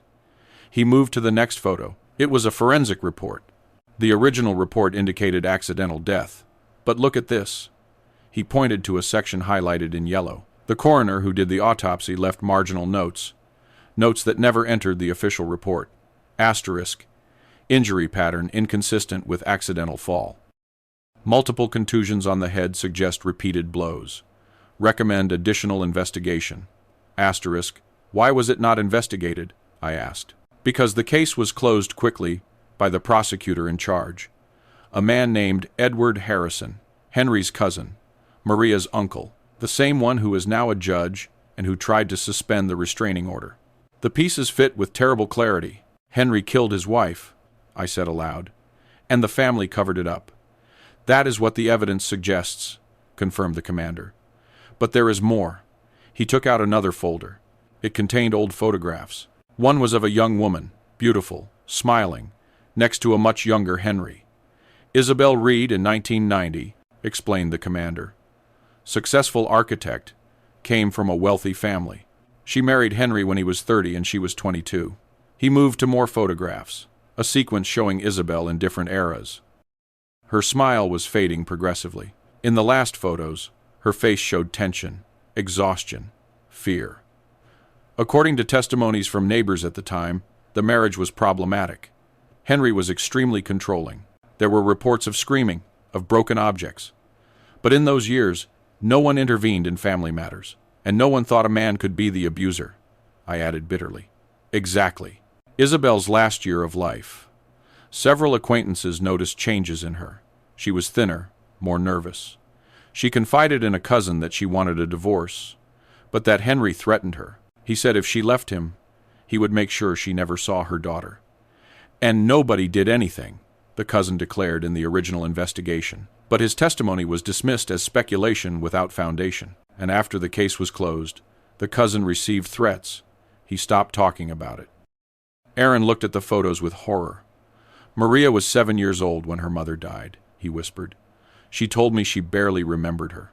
She said her mother was distant, cold, that her father was the one who really took care of her, protected her. Henry rewrote history, I said. He made Maria believe her mother was the bad guy, that he was the victim, the hero. He raised her with that narrative. The commander nodded. And now Maria reproduces exactly her father's patterns. Control, violence, manipulation. But she sees herself as the justified victim. There was another folder. This one was thinner. This, said the commander with a grave voice, is the most disturbing part. It contained medical records of Maria when she was a child, between 7 and 12 years old. Maria was taken to the emergency room 5 times, 2 broken arms, a fractured rib, multiple bruises. Every time Henry explained they were accidents, that the girl was clumsy, restless. He beat her, said Aaron with horror. He beat his own daughter. Social workers opened 2 investigations. Both were closed without action. The family had too much influence. So Maria not only witnessed violence, I reasoned aloud, she was a victim of it. Henry molded her from childhood. He taught her that violence is love, that control is care, that victims are guilty. The commander took out the last USB drive. This one, he said, was recorded 3 days ago. It is the most recent conversation we have. He pressed play. Henry's voice sounded different in this one, more relaxed, almost cheerful. Everything is going according to plan, honey. The blog has had more than 10,000 visits. Social media is working. There are already entire groups on Facebook saying Aaron is a liar. And the best thing is that he is destroying himself, asking for time off work, isolating himself. He keeps checking if I write to him, Dad, even though he blocked all numbers. He keeps asking my lawyer if I have communicated with him. Perfect. That means he is broken. He is doubting. Give me 2 weeks more, and he is going to call you himself, begging you to forgive him. And if he doesn't, then we escalate. I have contacts at the newspaper. We can publish a story about false accusations ruining innocent women's lives. Your case as a central example. And the trial. We are going to win the trial. Your cousin is making sure the case goes to the right judge. And if for some reason it doesn't work, we can always appeal. These types of cases can last years. By the time it ends, Aaron is going to be so exhausted. He is going to accept any settlement. And the father? Elias? Henry's voice hardened. That one is a different problem. He is stubborn. He is not going to give up easily. But everyone has a breaking point, Maria. Everyone. Your mother thought she was invincible, too. She thought she could challenge me. And look how she ended up at the bottom of the stairs. Silence on the recording. Dad, did I what, honey? Do you think your father is capable of doing what is necessary to protect his family? Well, yes, I am. I always have been. And if Elias Vance does not understand that he must back down, he can also have an accident. You cannot be serious. I am completely serious. No one threatens my daughter. No one takes what is ours. I learned it from my own mother, who taught me that weak men are trampled, but strong men do whatever is necessary to survive. Maria, when you have children, you will understand. You would do anything to protect them. Anything. The recording ended. The silence in the room was absolute. Aaron was trembling visibly. I hugged him while the weight of what we had just heard settled on all of us. It is a confession, I said finally. A confession of murder and a direct threat against me. It is enough to reopen the investigation into Isabel Reed's death, confirmed the commander, and to add charges of serious threats against Henry. But is it admissible in court? I asked. These recordings were obtained without a warrant, without consent. That is the problem, admitted the commander. Technically, no. But we can use them as a basis to obtain legal warrants, to open official investigations, to get testimonies, and the anonymous package. Who sent it? I still don't know, but whoever it is has close access to Henry, was in his house long enough to plant devices, knows his routine, and wants him to pay. A family member, suggested Aaron. Possibly, or an employee, or someone who was a victim of Henry in the past and finally decided to act. I stood up and walked to the room's window. Outside, the city continued its normal rhythm. People going to work, children walking to school, vendors setting up their stands, ordinary life. While we were here, discovering that we had been fighting against something much darker than a simple case of domestic violence. We had been fighting against generations of violence, against a complete family system built on abuse, control, and cover-up. What do we do now? Aaron asked behind me. I turned to look at him. My son, my beautiful, brilliant son, who had the misfortune of falling in love with the product of this horror. Now, I said, we use every piece of this evidence. We reopen Isabel Reed's investigation. We file additional charges against Henry. And we make sure Maria understands she was raised by a murderer. Do you think that changes anything? Aaron asked. Do you think if Maria knows the truth about her father, she is going to change? No, I said honestly. Probably not. But he deserves to know the truth. And more importantly, he deserves to have the power he has over you taken away. The commander gathered all the folders. I'm going to start the formal procedures today. But, attorney, I need to warn you something. If we attack Henry this way, if we reopen his wife's case, the entire family is going to counterattack. They are going to use every resource they have. It is going to get ugly. It is already ugly, I replied. It cannot get worse. But I was wrong. It can always get worse. 3 days after receiving the evidence, things escalated in ways I did not anticipate. First, a subpoena arrived from the district attorney, not for Maria or Henry, but for Aaron. They accused him of filing a false report. They said there was new evidence that he had fabricated the story of abuse, that he had a financial motive for doing so. How is this possible? Aaron asked, reading the document with trembling hands. Did they not listen to the recordings? The recordings are still being officially processed, I explained. The legal system is slow, and in the meantime, they still have the power to counterattack. The subpoena demanded that Aaron appear for interrogation in 2 weeks. If he didn't, he could be arrested for contempt. It is an intimidation tactic, I said. They want to scare you into dropping the charges. It is working, admitted Aaron. I am terrified. Second, My firm received a visit from IRS auditors. They arrived without warning with orders to review all my files. Lucy called me in a panic. "Attorney, they are taking computers, documents, everything. They say they have a warrant." "Let them," I said with a calm I didn't feel. "Everything is in order. Let them review whatever they want." But I knew what this meant. Weeks, possibly months, without complete access to my files, cases that would be delayed, clients who would lose trust, calculated collateral damage. Third, and this was the most painful, a letter arrived. It was from the State Bar Association. A formal complaint had been filed against me, alleging unethical conduct in Aaron's case. They said I had a conflict of interest representing my own son, that I had used my position to exert undue pressure on the authorities. The letter indicated there would be a disciplinary hearing. Depending on the result, I could face temporary suspension of my license. 32 years of impeccable career, 32 years defending what is right, and now, for defending my own son, my license was at risk. That night, I sat in Roberta's study, the one we had shared for so many years, her books still on the shelves, her chair still by the desk. I needed her wisdom, her calm, her perspective. "I don't know if I can do this," I told the empty space. "I don't know if I am strong enough." Of course, there was no answer. But then I remembered something Roberta used to say when I came home after especially difficult days in court. "Elias, justice does not always win. But those who fight for justice never really lose because the act of fighting itself, of refusing to give up, is already a victory." She was right. She was always right. I got up, dried the tears I hadn't noticed were falling, and went back to the living room where Aaron was sitting, looking at his phone with a lost expression. "I need you to understand something," I said, sitting next to him. He looked at me. "We are going to lose things in this fight. Maybe I lose my license temporarily. Maybe you lose some cases at your work. Maybe we lose friends, reputation, money. Dad, let me finish. We are going to lose things. But there is something we are not going to lose. We are not going to lose your life. We are not going to lose your dignity.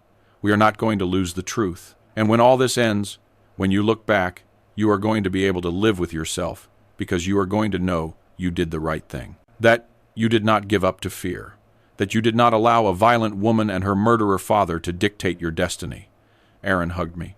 "Thank you," he whispered, "for not giving up on me. Never, my love. Never." We stayed like that, hugging while outside the sunset over the city. Tomorrow would come with new challenges, new battles, new attempts to destroy us. But tonight, in this moment, we were simply a father and a son supporting each other. And that, I decided, was enough. Because the most important moral revelation was not about Maria or Henry. It was about us, about our strength, about our resistance, about our absolute refusal to be destroyed. They had power, money, connections. But we had something stronger. We had the truth. And the truth, sooner or later, always finds its way to the light, even if it has to go through all the darkness first. I still wonder if I did the right thing by not giving in to pressure. Sometimes I wonder if protecting my son was worth risking everything I built. And you? What would you have done in my place? The disciplinary hearing was scheduled for a Tuesday morning.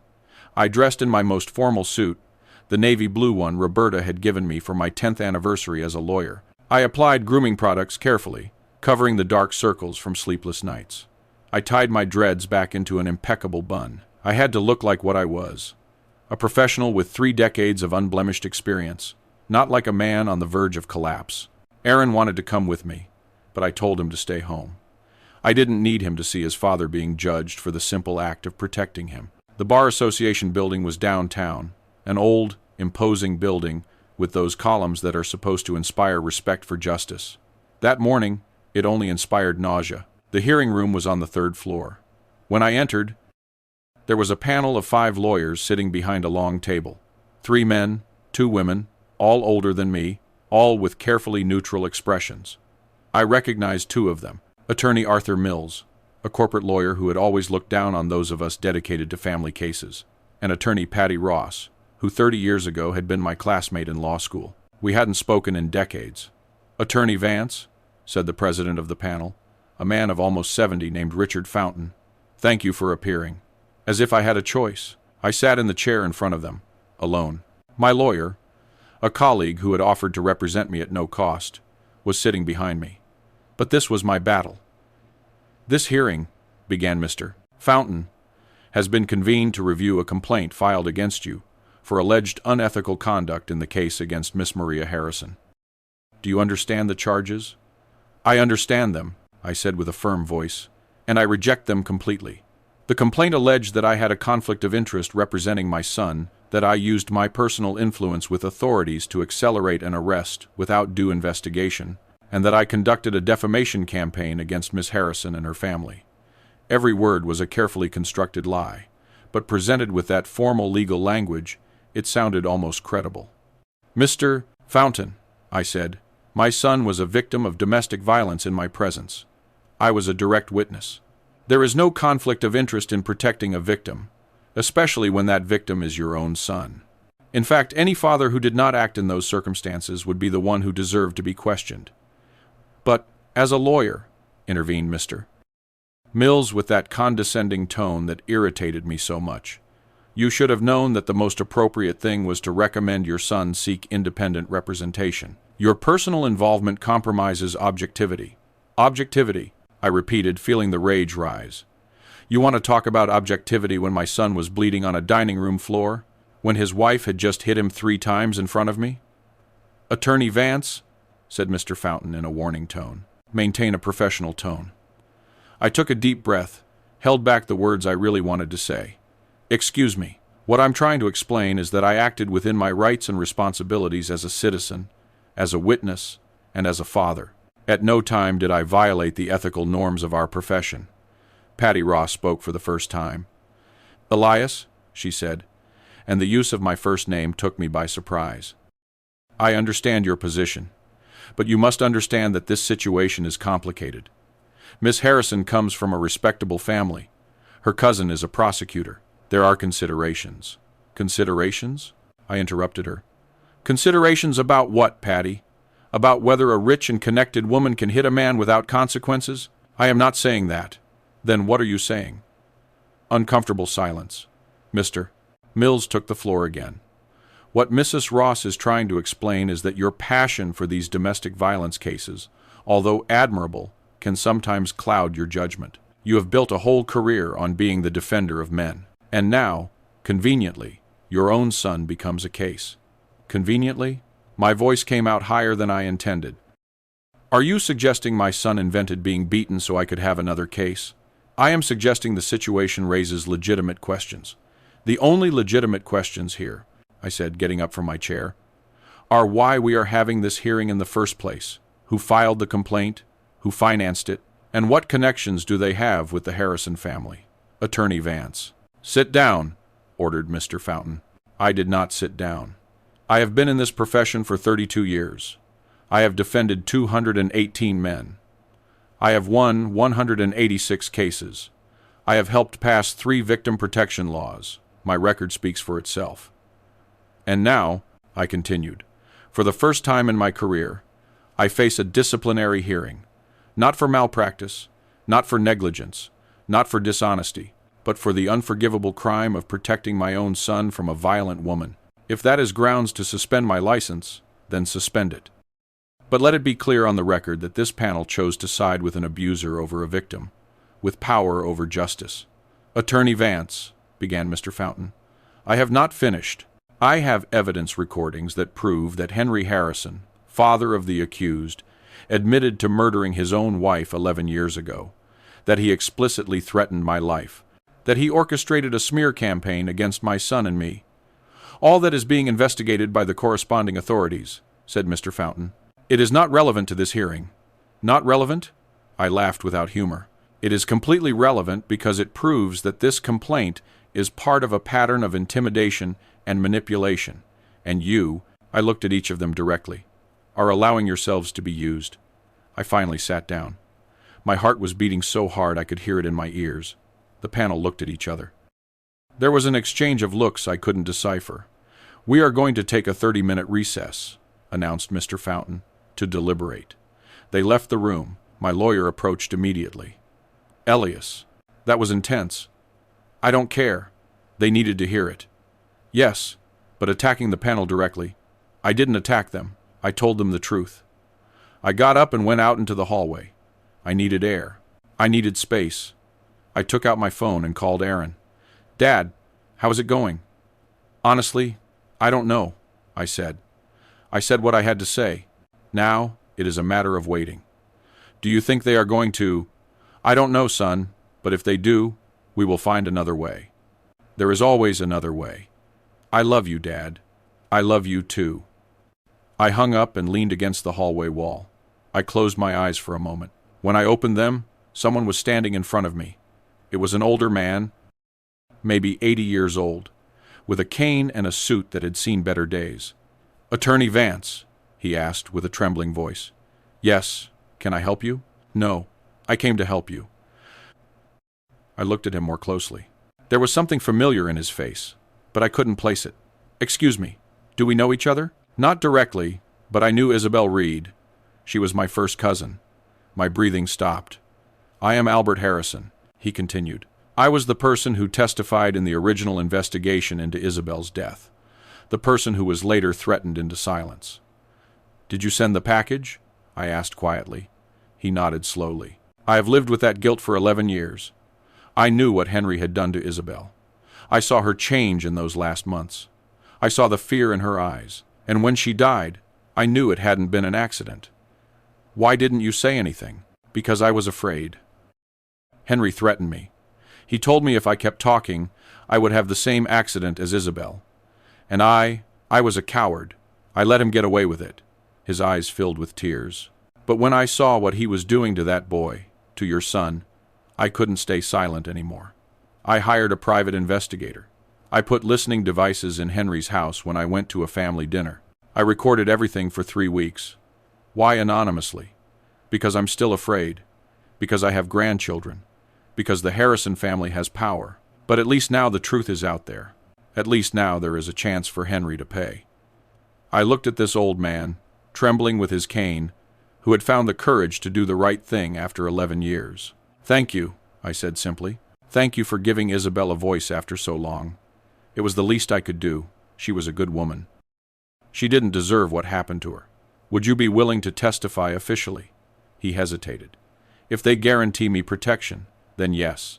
It is time for this to end. It is time for Isabel to have justice." I gave him my card. I promised him that Commander Miller would get in touch to organize protection. When he left, limping with his cane down the hallway, I felt something I hadn't felt in weeks. Hope. The 30 minutes turned into an hour, then 2. Finally, they called me back to the room. The 5 members of the panel were sitting again. Their expressions were illegible.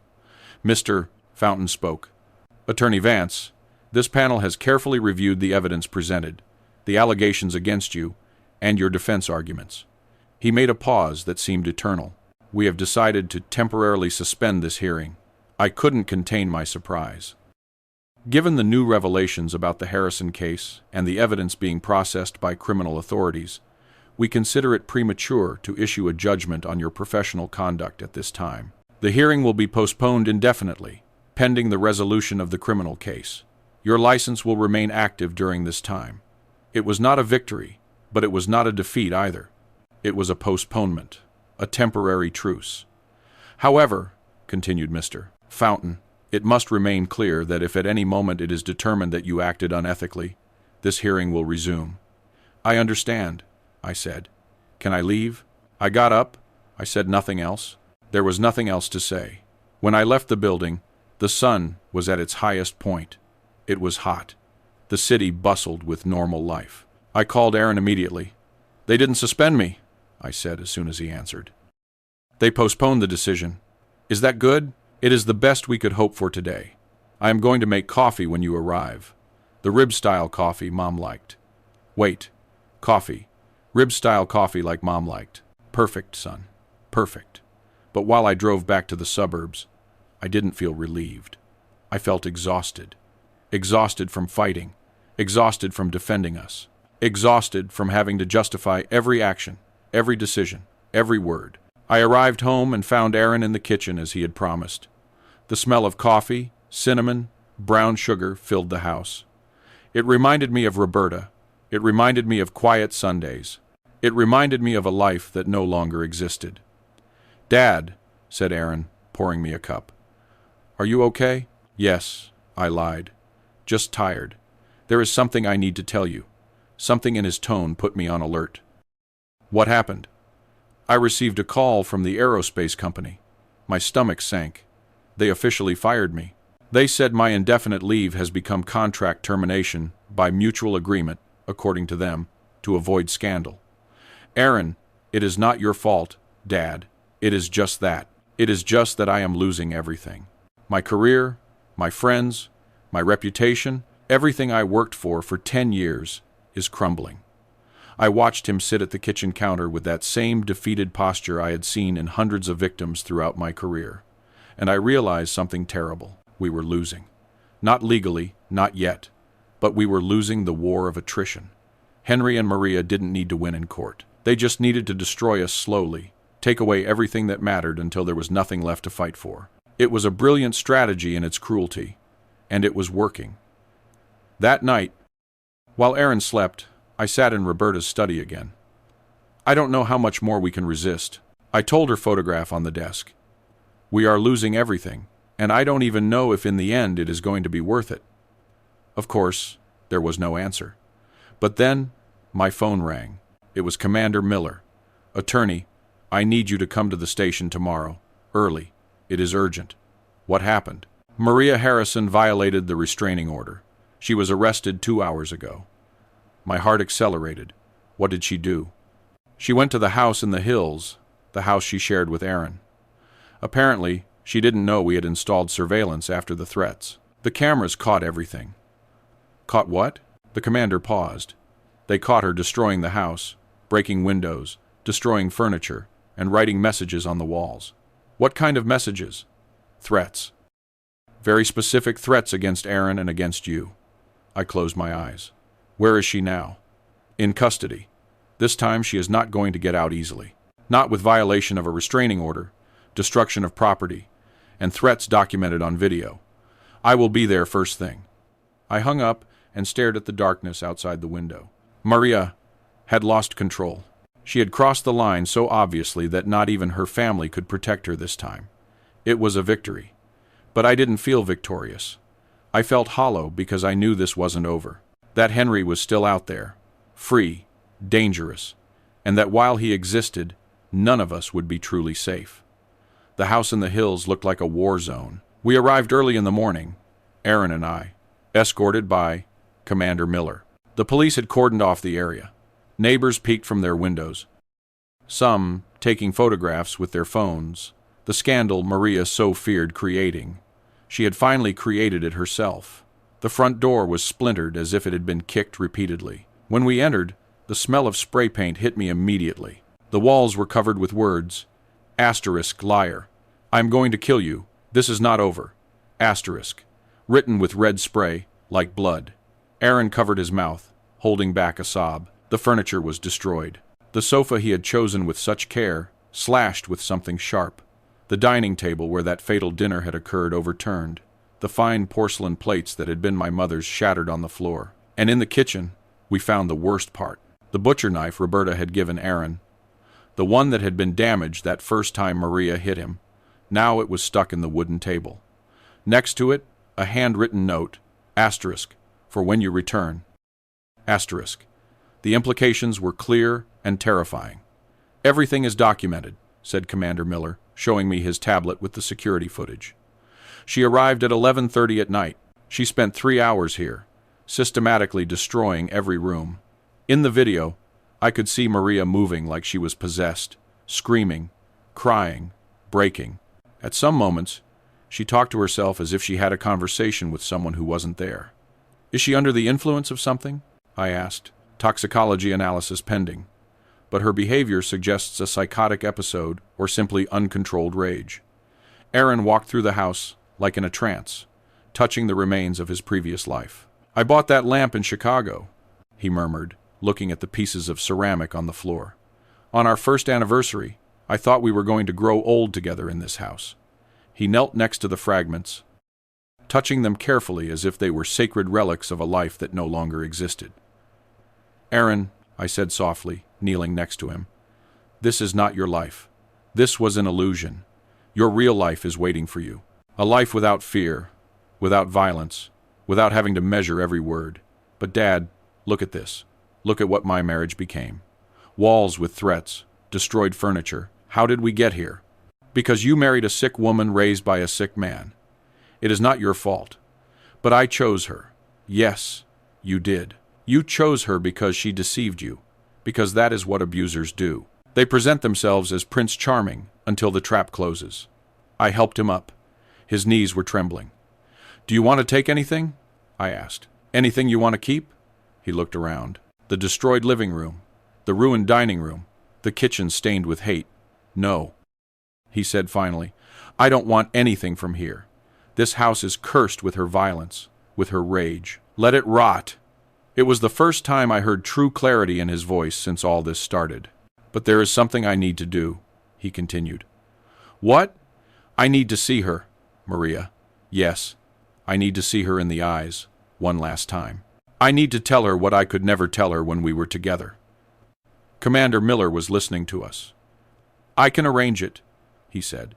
She is in custody. She has the right to visits from her husband. Technically, they are still married. But, attorney, he looked directly at me. Are you sure it is a good idea? No, I admitted. I am not sure, but it is Aaron's decision. We looked at my son. I am sure, he said with a firm voice. I need to do this for me. 2 hours later, we were in the prison visiting room. Aaron had changed clothes. He had put on a simple but elegant sweater. He had applied light grooming products. He looked handsome, strong, nothing like the broken man Maria expected to find. I was sitting outside watching through the glass of a door. Commander Miller was next to me, along with 2 security guards. If she makes any threatening move, the commander assured me, we enter immediately. I nodded. Maria entered the room handcuffed. She had lost weight. She had deep, dark circles. Her prison clothes were too big for her. She no longer looked like the successful and well-dressed engineer I had met 5 years ago. She looked like what she was, a woman destroyed by her own violence. When she saw Aaron, her face went through a sequence of emotions. Surprise, relief, hope. Aaron, she said, her voice breaking. You came. I knew you would come. I knew you still loved me. Aaron did not respond immediately. He just looked at her with an expression I couldn't decipher. Sit down, Maria, he said finally. She obeyed, sitting in front of him with her hands handcuffed on the table. I made a mistake, she began immediately. A terrible mistake last night. I don't know what happened to me. It was like something broke inside me, but I can fix it. We can fix everything. If only you forgive me. I did not come to forgive you, Aaron interrupted her. The silence that followed was absolute. What? I did not come to forgive you, Maria. I came to tell you the truth. The truth I should have told you 3 years ago. Aaron, please, no. Now it is my turn to speak. For the first time in our marriage, you are going to listen to me without interrupting, without screaming, without hitting.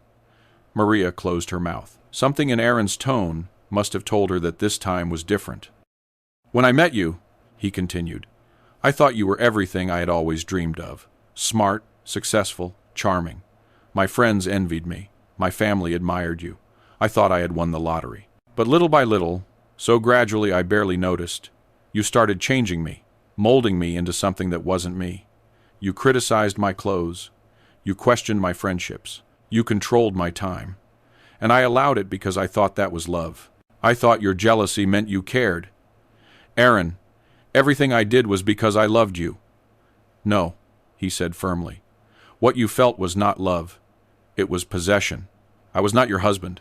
I was your property. Something you thought you could control, manipulate, punish when I didn't obey. Maria shook her head, tears beginning to fall. No, it is not like that. I love you. I have always loved you. Did you love me when you hit me for spilling a drop of sauce? Did you love me when you locked me in our room because I arrived late from work? Did you love me when you destroyed the house we bought together and wrote death threats on the walls? Every question was a stab. Maria shrank with each one. Your father taught you that is how you love, continued Aaron, because that was how he loved your mother. With control, with violence, with the belief that he had rights over her life. Don't bring my father into this, screamed Maria, getting up from her chair. The guards tensed, ready to intervene. Sit down, ordered Aaron, with supernatural calm. And to my surprise, Maria obeyed. We have recordings, said Aaron, of your father admitting what he did, threatening to do the same to me, with you on the side, listening, supporting him. He wasn't serious. Yes, he was serious. And deep down, you know it. You have always known it. That is why you never questioned the accident story. That is why you never really investigated how your mother died. Maria crumbled, literally folded over the table, sobbing. I don't know who I am without him, she admitted between tears. I don't know how to be. He is all I have. And that, said Aaron, is precisely the tragedy, because you could have been different. You could have chosen to be the woman you pretended to be when we met, but you chose to be like him. What am I going to do? Maria asked with the voice of a lost child. What is going to become of me? I don't know. And honestly, Maria, it is no longer my problem. Aaron stood up. I came here for a reason, to tell you that I am no longer afraid of you, that I no longer blame myself for what you did to me, that I understand you were both victim and perpetrator. But that doesn't excuse what you did. I came to tell you that I am starting divorce proceedings, that I am going to recover my house, my money, my life, and that never, never again are you going to have power over me. Aaron, please don't go. Goodbye, Maria. I hope one day, in some prison cell, you find the real therapy you need, not for me, but for you and for any man who has the misfortune of crossing your path in the future. He turned around and walked towards the door. Aaron, screamed Maria. Aaron, I love you. I will always love you. He stopped at the door without turning around. Love does not hurt, Maria. What you felt was never love. And he left. When the door closed behind him, I saw him transform. The shoulders he had kept tense during the entire conversation finally relaxed. The tears he had been holding back finally fell. But they were not tears of sadness. They were tears of liberation. I hugged him in the hallway while Maria kept screaming his name from the visiting room. It is over, I whispered to him. Yes, he responded, it is over. That night, back in the house in the suburbs, Aaron entered Roberta's study, the same one where I had spent so many nights seeking her silent advice. I found him there looking at the photograph of her on the desk. Do you know what is the strangest thing? He said without looking at me. During all these months, I thought Mom would feel disappointed in me for having married Maria, for not having seen the signs, for needing to be rescued. Your mother would never have been disappointed in you. I know now. Because Mom taught me what real love was. She showed me what a marriage should be. Mutual respect, unconditional support, constant kindness. That is why I knew something was wrong with Maria, he continued. Because Mom set the standard, and Maria never came close to reaching it. He turned to me. Thank you, Dad, for not giving up, for fighting when I couldn't, for being strong when I was broken. Always, son, always. We hugged in that study that smelled of old books and coffee, surrounded by the memories of a woman who had taught us what it meant to love correctly. The next day, we formally initiated divorce proceedings. We also filed additional charges for destruction of property and threats with the security recordings. It was an open and shut case. Maria now faced multiple charges: domestic violence, violation of restraining order, destruction of property, threats. Her family's lawyers tried to negotiate, but this time there was no room for negotiation. The evidence was too clear, the crimes too obvious. But Henry remained. He was still free, waiting for trial for his participation as an accomplice in the violence against Aaron. But now, with Albert Harrison's testimony and the recordings confessing Isabel's murder, the prosecutor's office was reopening that investigation, too. One afternoon, a week after the confrontation with Maria, I received an unexpected call. It was Henry. Attorney Vance, he said with that voice I had learned to hate. We need to talk. We have nothing to talk about. On the contrary, we have a lot to talk about. My freedom, my daughter's future, and what I am willing to do to protect both things. Are you threatening me? No, dear. I am offering you a deal. I don't make deals with murderers. How dramatic. Listen, I know you have recordings. I know that traitor Albert sold me out, but I also know those recordings are not admissible in court. They were obtained illegally. They may not be directly admissible, but they give grounds for a full investigation. And when that investigation ends, you are going to pass the rest of your life in prison. Maybe, or maybe not. My family has resources, good lawyers, connections. We can prolong this for years, decades. What is your point? My point is that we are both tired. You, your son, me, my daughter, all of us, have lost something in this war. Wouldn't it be better for everyone if we simply ended this? How? Withdraw the charges against Maria. Convince Aaron to accept an amicable divorce without compensation. And I will make sure the investigation regarding Isabel stalls. We all go on with our lives. Are you crazy? Do you think I am going to let your daughter escape without consequences? Not without consequences, with reduced consequences. 1 year in prison instead of 6. Mandatory therapy. Permanent restraining order, something that allows her to rebuild her life eventually. She hit my son. She threatened him with death. She destroyed his property. And you have destroyed his life, his reputation, his career. Isn't that enough?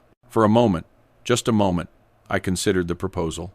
Not because I thought it was fair, but because I was tired, so deeply tired of fighting. But then I remembered Aaron's words in the visiting room. Asterisk. Love does not hurt. Asterisk. And I knew my answer. No, I said firmly. There is no deal.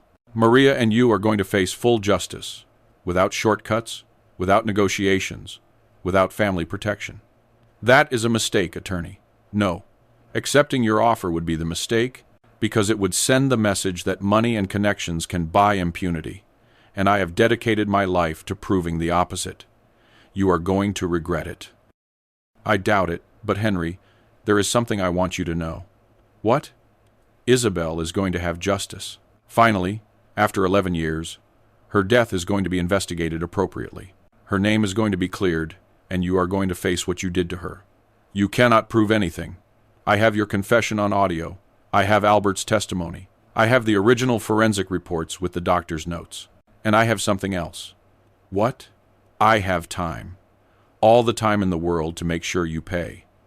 I hung up before he could respond.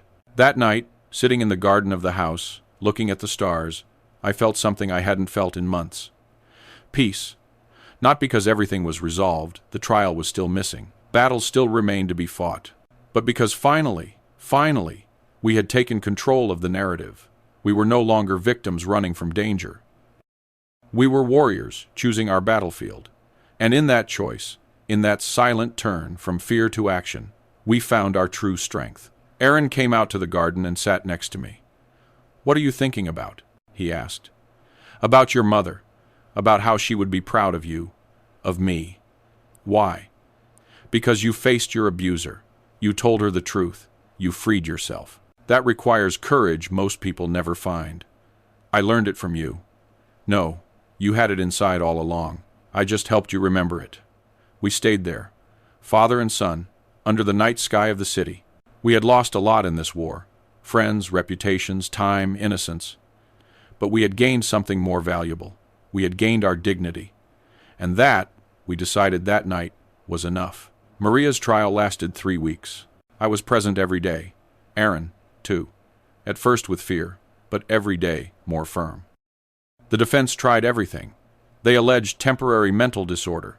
They argued Aaron had provoked her. They presented witnesses who said my son was manipulative. But the evidence was irrefutable.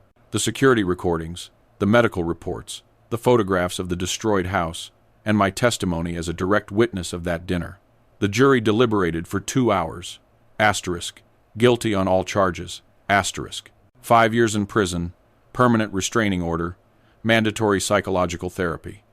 When they read the verdict, Maria didn't cry. She just looked at Aaron with an empty expression, as if she finally understood she had lost forever. Henry, sitting in the gallery, did cry, but they weren't tears of regret. They were tears of impotent rage. His trial came 2 months later. The reopening of the investigation into Isabel Reed's death had revealed more than we expected. Testimonies from neighbors who were never heard, medical records demonstrating a pattern of injuries on Isabel, financial records showing how Henry had taken total control of his wife's accounts months before her death. And the recordings, those damn recordings where he confessed everything. Henry's lawyers fought hard. They argued the recordings were inadmissible.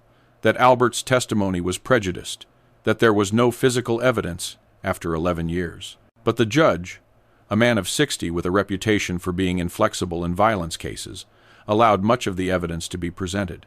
The trial lasted 5 weeks. It was exhausting, painful. Each day revealed new layers of Henry's darkness. The final verdict, asterisk, guilty times of intentional homicide in the degree of complicity for Aaron's case. Asterisk, guilty times of obstruction of justice for the cover-up of Isabel's death. 12 years in prison. When the judge read the sentence, Henry finally lost his composure. He screamed. He called the judge corrupt. He pointed at me and screamed that I had destroyed his family. "You destroyed your own family?" I responded calmly. "I just made sure you paid for it." They took him out of the room, handcuffed, still screaming threats. But in his eyes, I saw something I hadn't seen before. Fear. Real fear of what awaited him.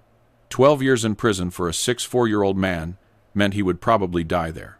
And for the first time in this nightmare, I didn't feel satisfaction, just sadness for all the pain this man had caused, for the lives he had destroyed, including his own daughters. 6 months after the trial, Aaron received a letter. It was from Maria, from prison. He hesitated to open it. We sat in the kitchen for half an hour looking at the sealed envelope. "Do you want me to open it?" I offered. "No, I need to do it." He opened it with trembling hands. The letter was short, written by hand with trembling writing. Asterisk, "Aaron, I don't expect you to read this. I don't expect you to forgive me. I just needed to write these words, even if they never reach you. I am in therapy, real this time. I have started to understand what my father did to me, what I did to you, the cycle of violence I repeated without even realizing. My therapist asked me last week if I was ever really happy in our marriage. It took me days to realize the answer is no. Because it wasn't happiness I felt, it was control. And when I lost that control, it terrified me so much I responded with violence. I know I will pass years here. I deserve it. But I want you to know something. You were right in everything. My father killed my mother. I knew it, always. On some deep level, I never wanted to recognize, and I chose to become him because it was easier than facing the truth. I don't ask for forgiveness. I don't deserve it. I just ask you to live, to be happy, to find the love I could never give you. And if you ever have a son, teach him what I never learned. That love does not control, does not hit, does not destroy. Love liberates. Maria, asterisk, Aaron finished reading with tears falling on the paper. Do you think she is sincere? He asked. I think she is starting to see the truth. If that turns into real change, only time will tell. Should I respond? He thought for a long moment. No, because anything I say to her would make it about her redemption, about her process, and I am no longer part of her story. He folded the letter carefully and put it in a drawer. But I am going to keep it as a reminder that even monsters are human, sick, broken, but human. That same month, we received news about the Harrison family. Judge Henry Harrison, Maria's cousin, resigned from his position after an internal investigation revealed he had used his influence inappropriately in multiple cases, not just ours. The prosecutor cousin also faced charges for obstruction of justice. The family that had seemed so powerful, so untouchable, was crumbling, not by our direct actions, but because finally someone had shone a light on their shadows. And roaches always run when the light is turned on. Christian Davis, Henry's friend who had called me to intimidate me at the beginning, published a public apology on his Facebook. He said he had been deceived, that he didn't know the full truth, that he supported male victims of violence. It was a lie. Of course, he was just trying to save his reputation, but I ignored him. He was no longer worth my energy. Aaron sold the house in the hills. He couldn't stand the idea of going back there, and I understood completely. With the money, plus the compensation the judge ordered Maria to pay, he bought a small but bright apartment downtown, a new place, without memories, without ghosts. I helped him decorate it. New furniture, bright colors, plants in every window. It is mine, he said the day he moved in. Completely mine. No one can destroy it. No one can take it from me. Exactly. But true karmic justice arrived unexpectedly. 1 year after Henry entered prison, I received a call from the warden. Henry had suffered a stroke. He survived, but was left partially paralyzed. He needed constant assistance for the most basic activities. The man who had controlled everything who had exercised absolute power over his family, now depended completely on others to eat, dress, move. Is it terrible that I don't feel pity? Aaron asked me when I told him. No, it is human. He never felt pity for his victims. But I don't feel happy for his suffering either. That, I said, is what makes you different from him. That is what makes you better. Life, we discovered, has a poetic way of collecting its debts. Maria, the woman who used her strength to control, now lived in a cell where she had no control over anything. Henry, the man who had taken mobility and life from Isabel, now had lost his own mobility. And us, the ones who had been pushed, beaten, threatened, now walked free. It wasn't revenge, it was balance. The universe finally finding its middle point. 2 years after the arrest, Aaron got a new job in a smaller company, but with a boss who valued his talent and respected his boundaries. He started going out with his friends again. Some of the old ones returned, apologizing for having abandoned him. Aaron forgave them, but kept distance.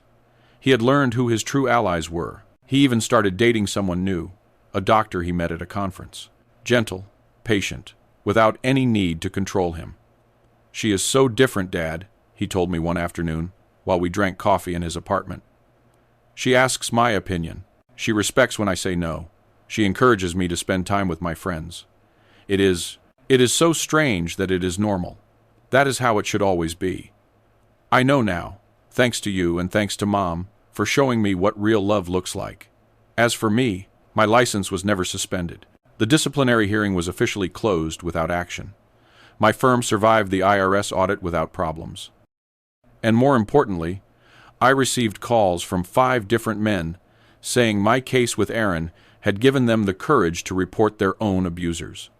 I saw how you fought for your son, one of them told me, and I thought, if a successful lawyer had no shame in admitting his son was a victim, then I shouldn't have it either.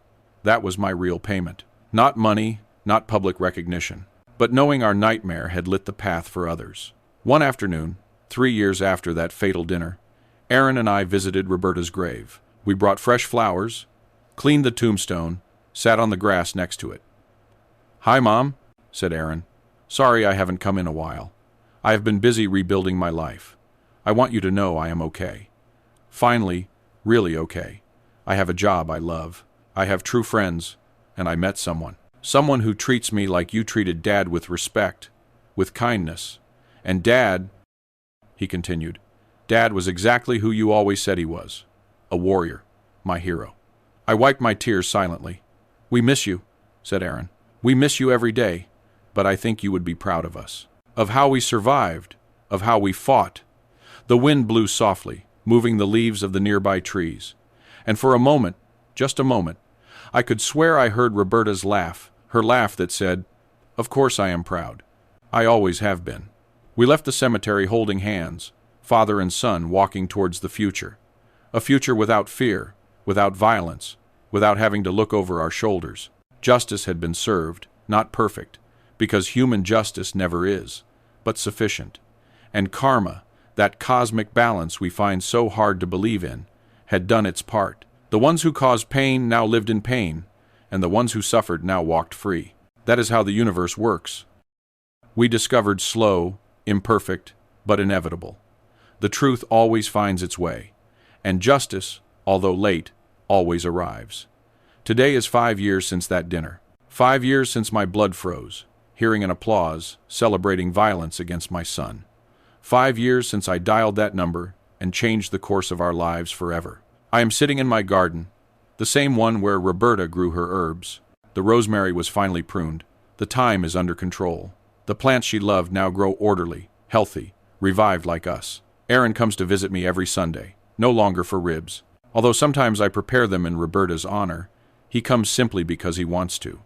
Because our relationship is no longer marked by trauma, but by the love that was always there. Today, he brought someone with him. "Dad," he says with a smile that lights up the whole garden. "I introduce you to Danielle, the doctor I met 2 years ago, the gentle woman who treats me as I always deserve to be treated. I watch her carefully while she greets me, the way she looks at Aaron, the way she waits for him to speak first, the way she keeps a respectful distance until he invites her closer. I see respect, I see patience. I see real love. "It is a pleasure to meet you, Mr. Vance," she says with genuine sincerity. "Aaron has told me a lot about you, about everything you did for him. I just did what any father would do." "No," says Aaron, taking my hand. "Not any father. Many fathers look the other way. Many fathers choose to believe the lies because the truth is too painful. But you didn't. You never looked the other way. We ate lunch together in the garden, light conversation, genuine laughter.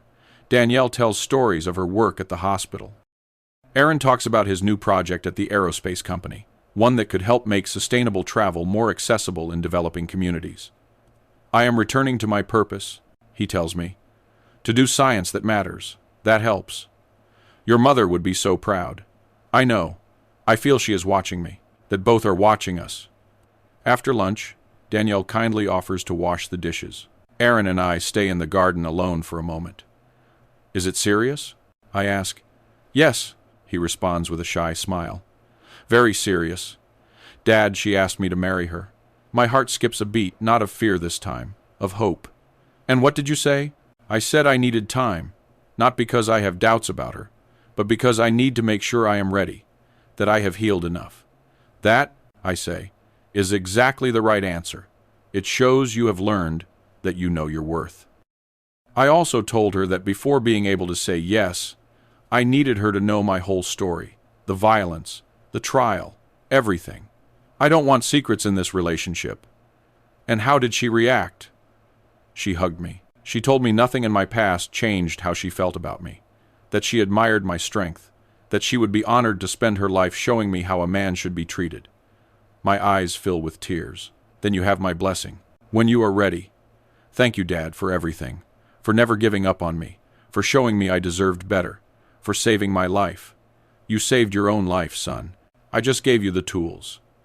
We stayed silent for a moment, listening to the wind in the trees, the birds singing, the ordinary life we almost lost. "Do you know what I have been thinking lately?" says Aaron. "What? About all the men who didn't have the luck I had?